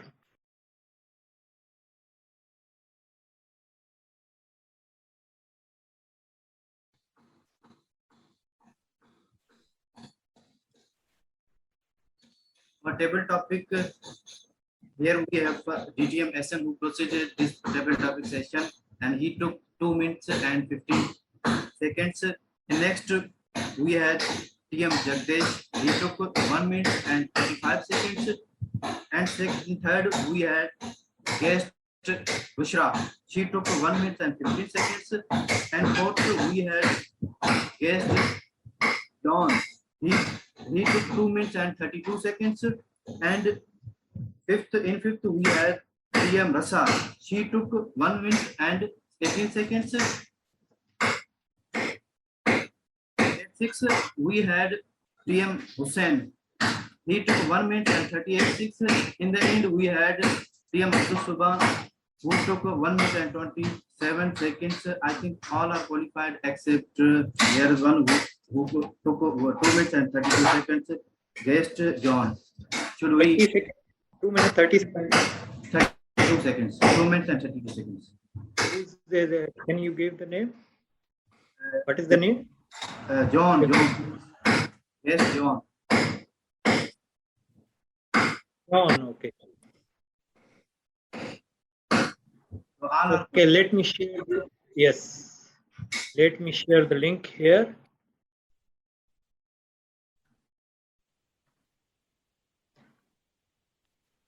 All right. The word of day is lollygag. I was surprised how John used 3 times lollygag in her 2-minute speech. So we are behind 30 minutes of our scheduled time. Without lollygagging further times, I call our first evaluators with Helen Keller quote, "No one has right to consume happiness without producing it." Please welcome our first evaluator, Toastmaster Muhammad Alim. Thank you very much, DTM Rahim. First of all, I will say the congratulations to our icebreaker, Tahsin, for such a great speech. I will request all of you for a huge round of applause for such excellent delivery of his first speech. Normally from icebreaker, audience never have such expectation, but today for such a confident and well delivered, didn't leave any single clue that you are doing your ice break. I would say again, it was excellent and well prepared speech I have ever seen from any icebreaker in my Toastmaster journey. Although there was internet issues, but still we were connected and we were enjoyed a well. For a couple of moments only, we saw the video, and I noticed such a confidence, such a face expression, such a posture you have. I really never ever seen from any icebreaker. You look a real speaker. You look a real public speaker. There was voice modulation. There was voice clarity. There was a posture. There was possess. Everything what is required for the good speaker you have by nature. I don't know, but you did very, very well. I would say you are a good narrative. You are a good storyteller, and you can go beyond that. I know one day you will achieve your goal, a good public speaker. Even though it was, we saw very rare that the icebreaker, I always choose and structure the speech as of the Toastmaster rule regulation that there will be the opening, there will be the body, and there will be the closing, and you did that. Even it was unable to, notice these all things, but as I amazed that at the start you said I divided the speech in three parts. There's a childhood, there's a college life. It means you are well prepared accordingly as a Toastmaster rules and regulation. Each speaker have an area of improvement. Whatever small thing I noticed that there was a missing transition between one part to other part, like from childhood to the college life.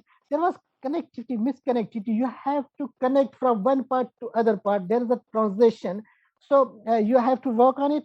And other thing that summarize the speech, it was missing part, but throughout the speech was very well. You are a good speaker. You have a potential, and keep the same rhythm.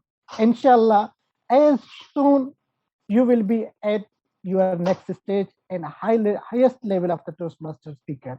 Good luck, and inshallah, see you soon, Father, with the next speech. Good luck. Thank you very much, Toastmaster Alim. And next evaluator, the lady. Whenever I need any Toastmaster to help us, I always contact without lollygagging to sending message to others, and she say, okay, I'm available. When I ask her, what is your thought about our theme, she say, I prefer late consumption of nature and create innovative idea to lead a happy and sustainable life. Please welcome Toastmaster Rajeshwari. She is going to evaluate our second speaker, Toastmaster Rasa. Over to you, Toastmaster Rajeshwari. Thank you. Thank you so much, TM Rahim. Wow, wow, wow. What a cool start by Toastmaster Rasa. Without much lollygagging, I would like to start my speech. Gently sprinkle that humor and set the stage right for the audience. Then gently took us all to the beach. Fantastic job done there, Toastmaster Rasa. Keep it up. You used simple language and explained clearly what's going on in your mind, looking at that lady with a big hat that was equally resonating with all of us. You delivered it with perfect body language, hand gestures, and coordination with your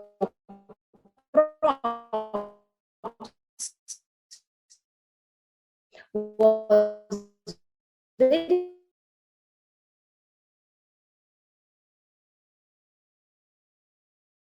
practiced and executed. You created very precisely. You perfectly closed your speech with the lady wearing a big hat at the beach. that loop was being closed there. Good job. Keep it up once again. My only suggestion at this junction of your speech is to slow down a bit and add pauses where and when required throughout your speech for the better absorption for the audience point of view. And you can use different junctions for the opening and the shy and the fearful public speaker within you, and then the perfect and the confident speaker for the other stage of yours. This would have added up for the better execution of your speech for the audience for the better understanding of your speech from the audience point of view. Overall, a great speech, creative use of props, well delivered, well executed, well scripted, with the appropriate types a bit and add pauses for appropriate pauses in your speech. For sure, it will take up your speech to altogether to a next level. And I wish all the very best for your future speeches. Thank you. Over to TMOD. Thank you very much, Toastmaster Rajeshwari. Now I'm calling Toastmaster Ashraf to read out the timer report.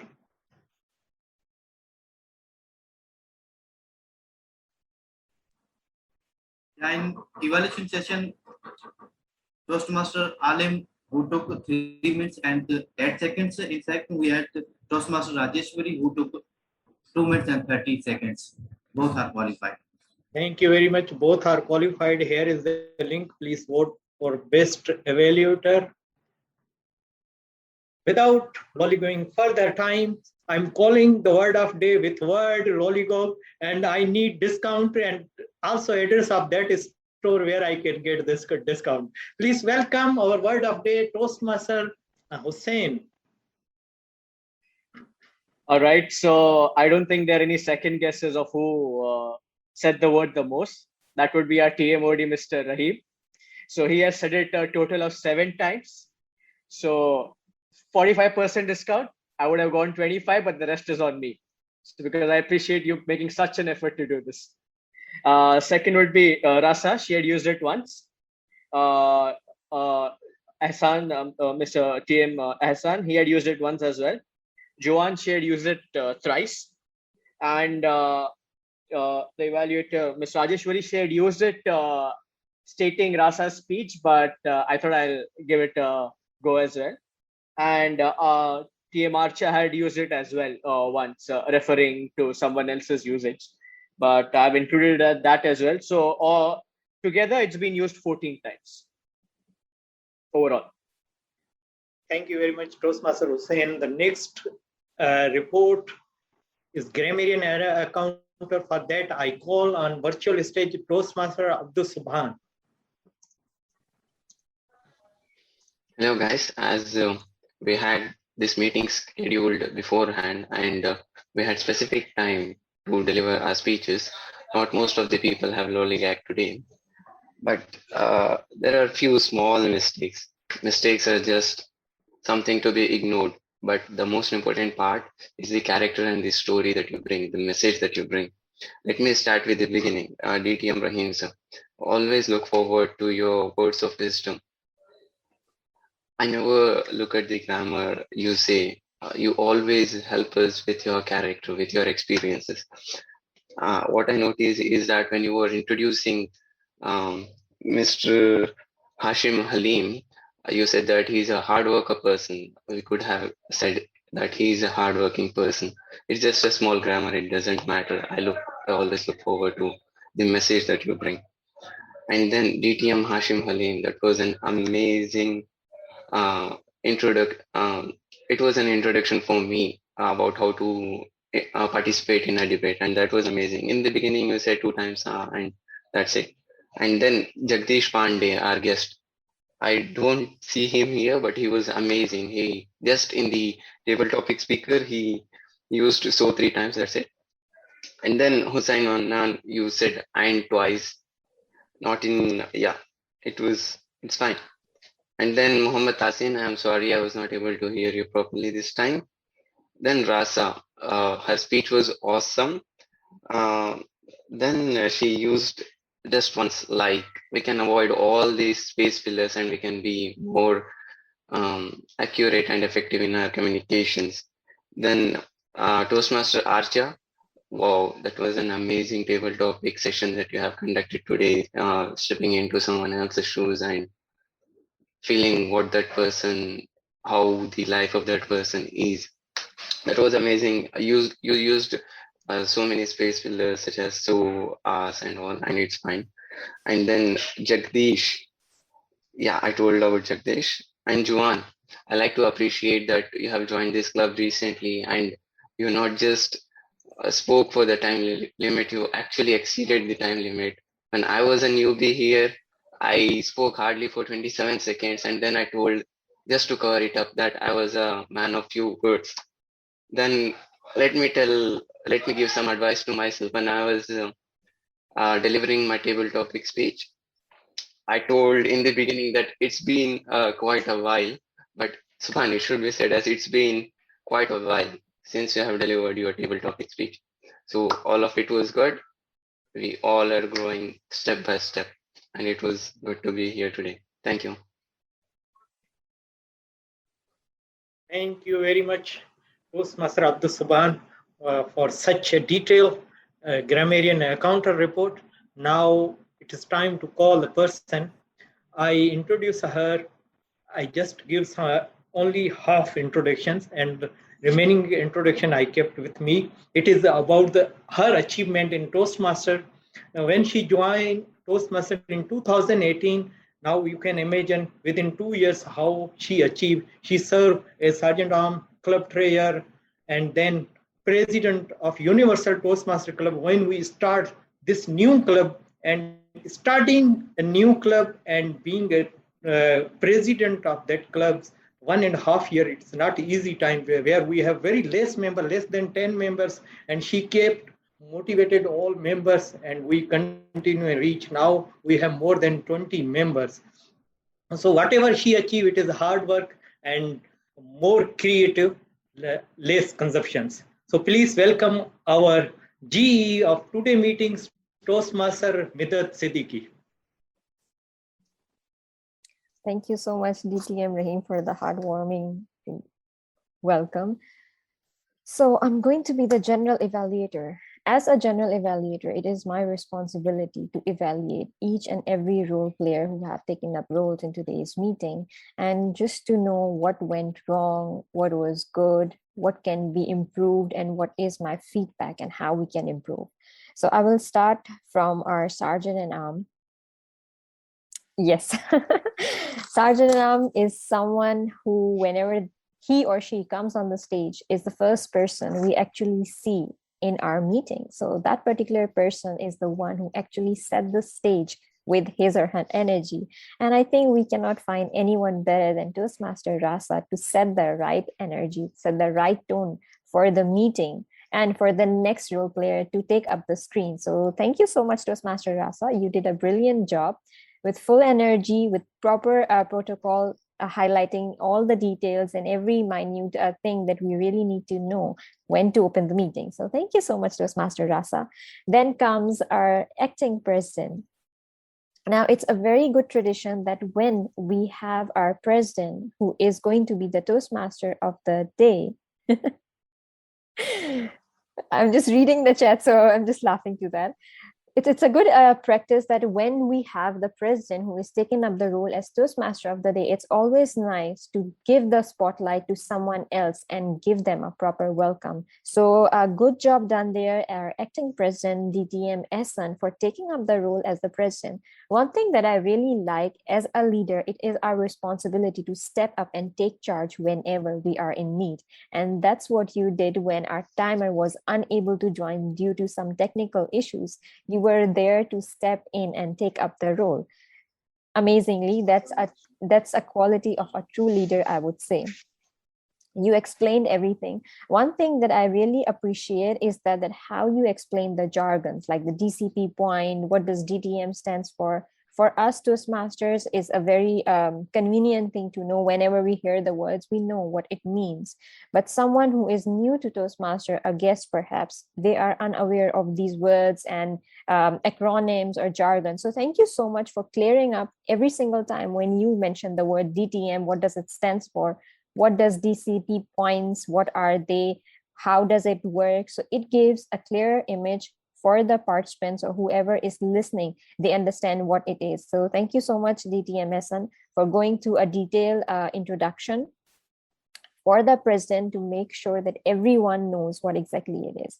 One excellent thing that I would like to highlight is that it's very important for a club to highlight what is the wow factor of that club. And you did it very well by highlighting that we ensure that it is an individual orientation is conducted.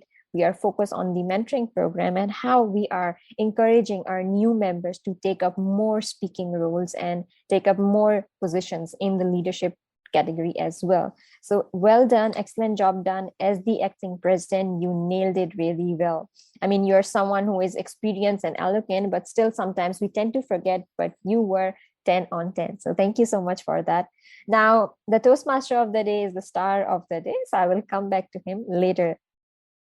Now comes the word master, Toastmaster Hussain. You always amazed us with whichever role you take up.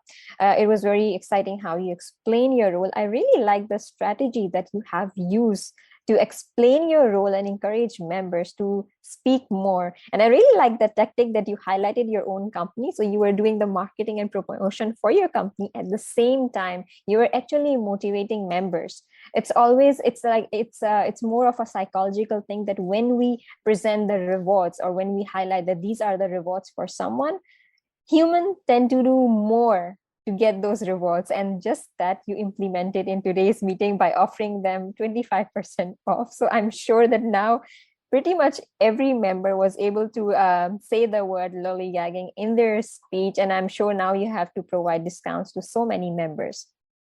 One little suggestion that I would like to give is that based on the Toastmaster structure, it would be nice if you could have used a word which is more appropriate to the settings. This is a word which is quite informal and it has double meanings as well. So to avoid that in future, it would be much better to pick a word which is more appropriate and doesn't have any double meanings. So it is much more easier for those who are using the word for the first time. Just a small suggestion, that's it. Other than that, you did a fabulous job as first-timer word master.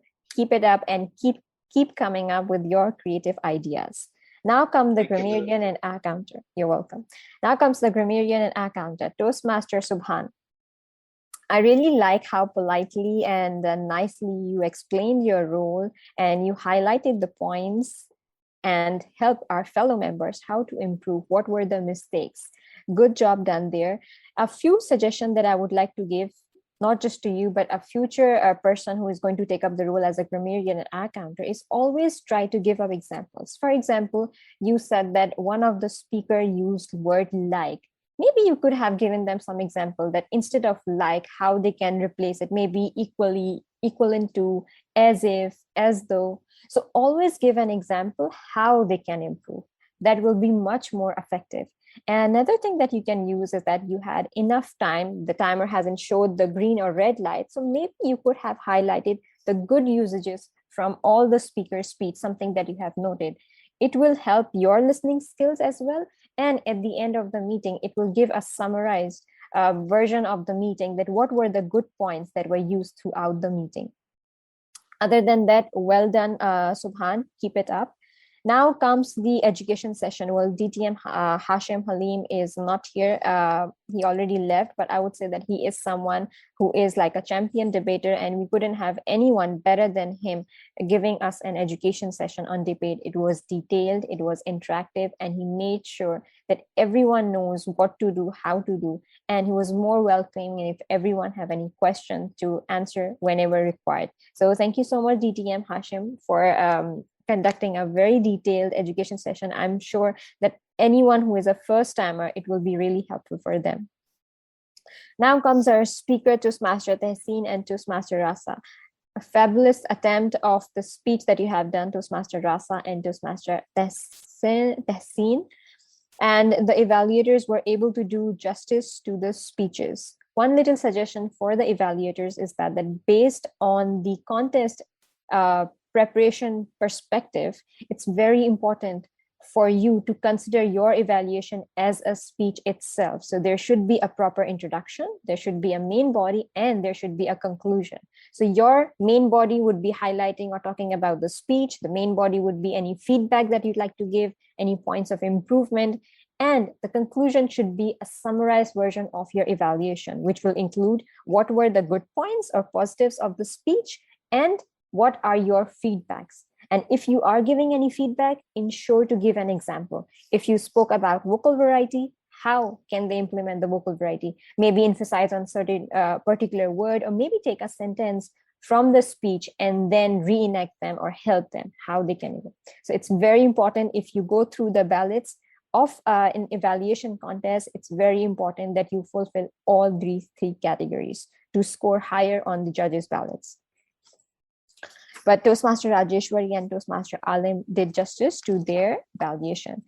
Now comes Toastmaster Archa, who was attempting her active listening project, elective project, as the table topic master role. So basically, she was to display her listening skills, how well she was listening when the speaker was on stage. Toastmaster Archa, if you're able to switch on your camera, I would love to see you. Now, I like that how you came up with a different and creative style of table topics. I really like that, yes, you showed a good listening skills by emphasizing what the speech was. Now, when it comes to the active listening speech, it's more about to give a quick summary, at the same time appreciating the speaker. You did really well for all the speakers. You explained the role, you explained the timing. A few suggestions for a future table topic master is that once you are asking for or explaining the rules for the timing, try to ask the timer to give the timing as well, how the display will work. For example, at 1 minute, the green light will be showed, and 1 minute, 30 seconds, the yellow will be displayed. So for a newcomer or a guest, it's much more easier to understand. And at red, it will be 2, and then you will have 30 seconds of grace period to wrap it up. Now, one more thing to save time and so that you can ask more people to participate is that pick role players who have either they are silent role players or they don't have any role in the meeting. For example, you pick Rasa, who already had a speaking role. So maybe you could have given a chance to our timer, Toastmaster Ashraf. He had a silent role. Maybe you could have given chance to those who doesn't have any role. This will help to give an opportunity for every person who is present in the room. Maybe in the beginning, if you'd like to pick any senior member, before asking them, maybe on the chat, you can personally ask them. So it will save more time in your session. So this way you can ask many people. For example, if you were able to pick 5 people, maybe this could have saved time and you were able to invite 8 more people in the session. Another thing that I'd like to say, try to avoid comparing 2 speakers. For example, speaker A spoke this and that, and speaker B, you spoke better than speaker A. Try to avoid doing the comparison. It's a big no. Other than that, I really appreciate the way you conducted your education. You were able to meet the objective of your elective project, active listening.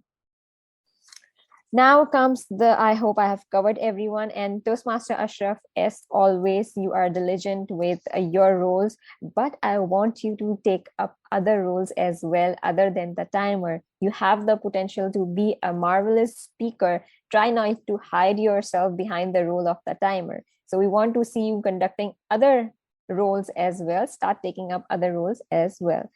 And thank you so much for your dedication, that even though in the beginning of the meeting you were not able to join due to some technical issues, but to live up your commitment, you joined halfway whenever it was possible. So thank you so much, Toastmaster Ashraf.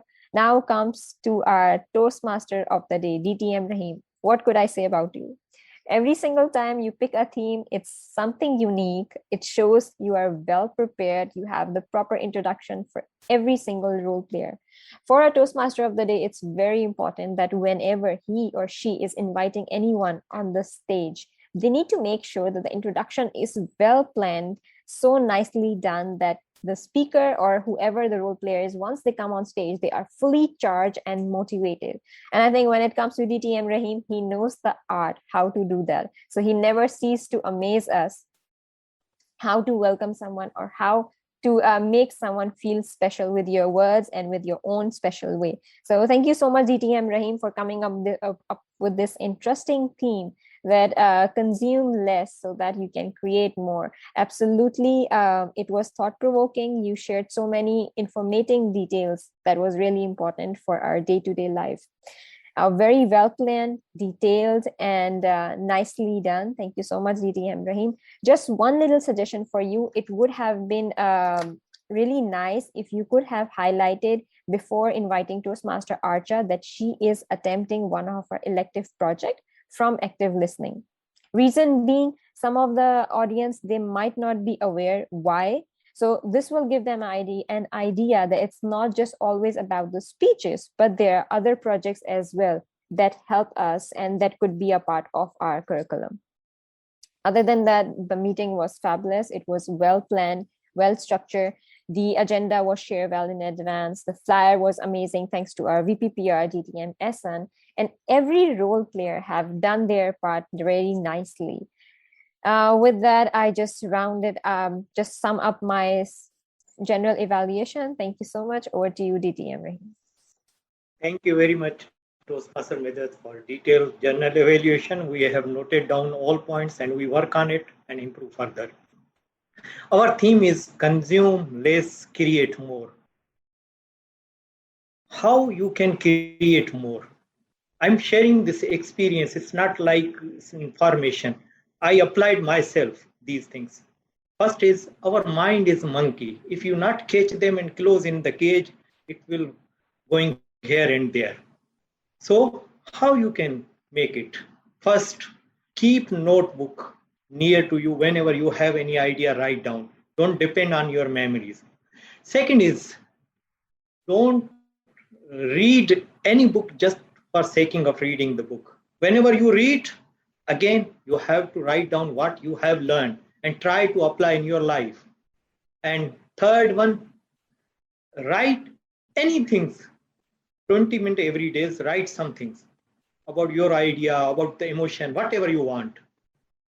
Third thing, don't watch news in morning. Don't start your day by watching news or reading news, because it will create more negative thought in your mind. In news, what they are saying, how many people die in Iraq, Afghanistan, whatever. They are not giving you motivational things. And last one, switch off all notification on your mobile. I recently removed Facebook from my mobile and I save a lot of time. And I plan that how many times I will read WhatsApp message, and it work a lot. Now it is time to call the person we met through Toastmaster 3 years ago. And after that, we have built a team of 2 people. We always criticize each other. This is constructive criticize. And also advise each other. Whenever we talk someone else, we stop each other. When I talk someone else, he say, Rahim bhai, leave it. Why you are talking about others? When he speak, I say, don't speak about others. So in this way, we create more. We are still at beginning, but yes, it changed a lot of things in our life. We are not talking about others. We are always talking about the ideas, about the things, how we can get it. Nowadays, whenever I call or he call, we ask what you have achieved this week. And we say that what is the things you can improve further, how you can go more and achieve more. So please welcome the person who is the right place. Now he's creating more and more things. And inshallah, you will see after 6 months, he will reach somewhere else. And we wish, yes, we should be there. Please welcome our acting president, DTM Hussain Javed. Oh, thank you. Thank you so much, DTM Rahim, and thank you so much, everybody, all the participants, and thank you so much for being with us on this Friday afternoon, though we are really behind the schedule, but you are the most precious members, I would say. 11 of us, 11 stars, including me. All right, so thank you for being here so far. I'm waiting for the list of the winners today. But before I go ahead, I have something to show you that these are the achievers. And the most important member we have today is this. Can you see that? So as all of us, I would say that we all came as a guest and then we became part of our family. So welcome Toastmaster Juan, if I am pronouncing your name correct. Is it Juan or Juan, maybe? You can unmute yourself if you want. Yes, you can pronounce my name Juan. Thank you so much. So I'm just waiting for your icebreaker speech next time. And the next announcement we have is Toastmaster Bia, who is not here, but the meeting is recorded. And many congratulations on completion of level 1 of presentation mastery. So huge congratulations, Toastmaster Bia, wherever you are. We congratulate you and we cherish your success. And the last but not least is myself. So on completion of 2 levels, 4th and 5th level, that's all about the presentation. And yeah, so we have one guest, Miss Bushra Sheikh. Thank you so much for staying with us till the end. Would you like to give your feedback, please?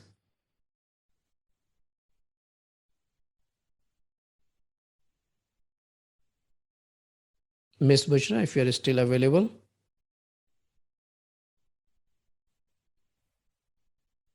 All right. So is there anyone else? Because I see only one guest. And apart from that, we have one guest, which is our permanent guest, Toastmaster Rajeshwari. And I just want her to be with us as well, as soon as possible, I would say. Among the member, if there anyone who would like to say a few words or any kind of suggestions or feedback, especially the new members, I would ask.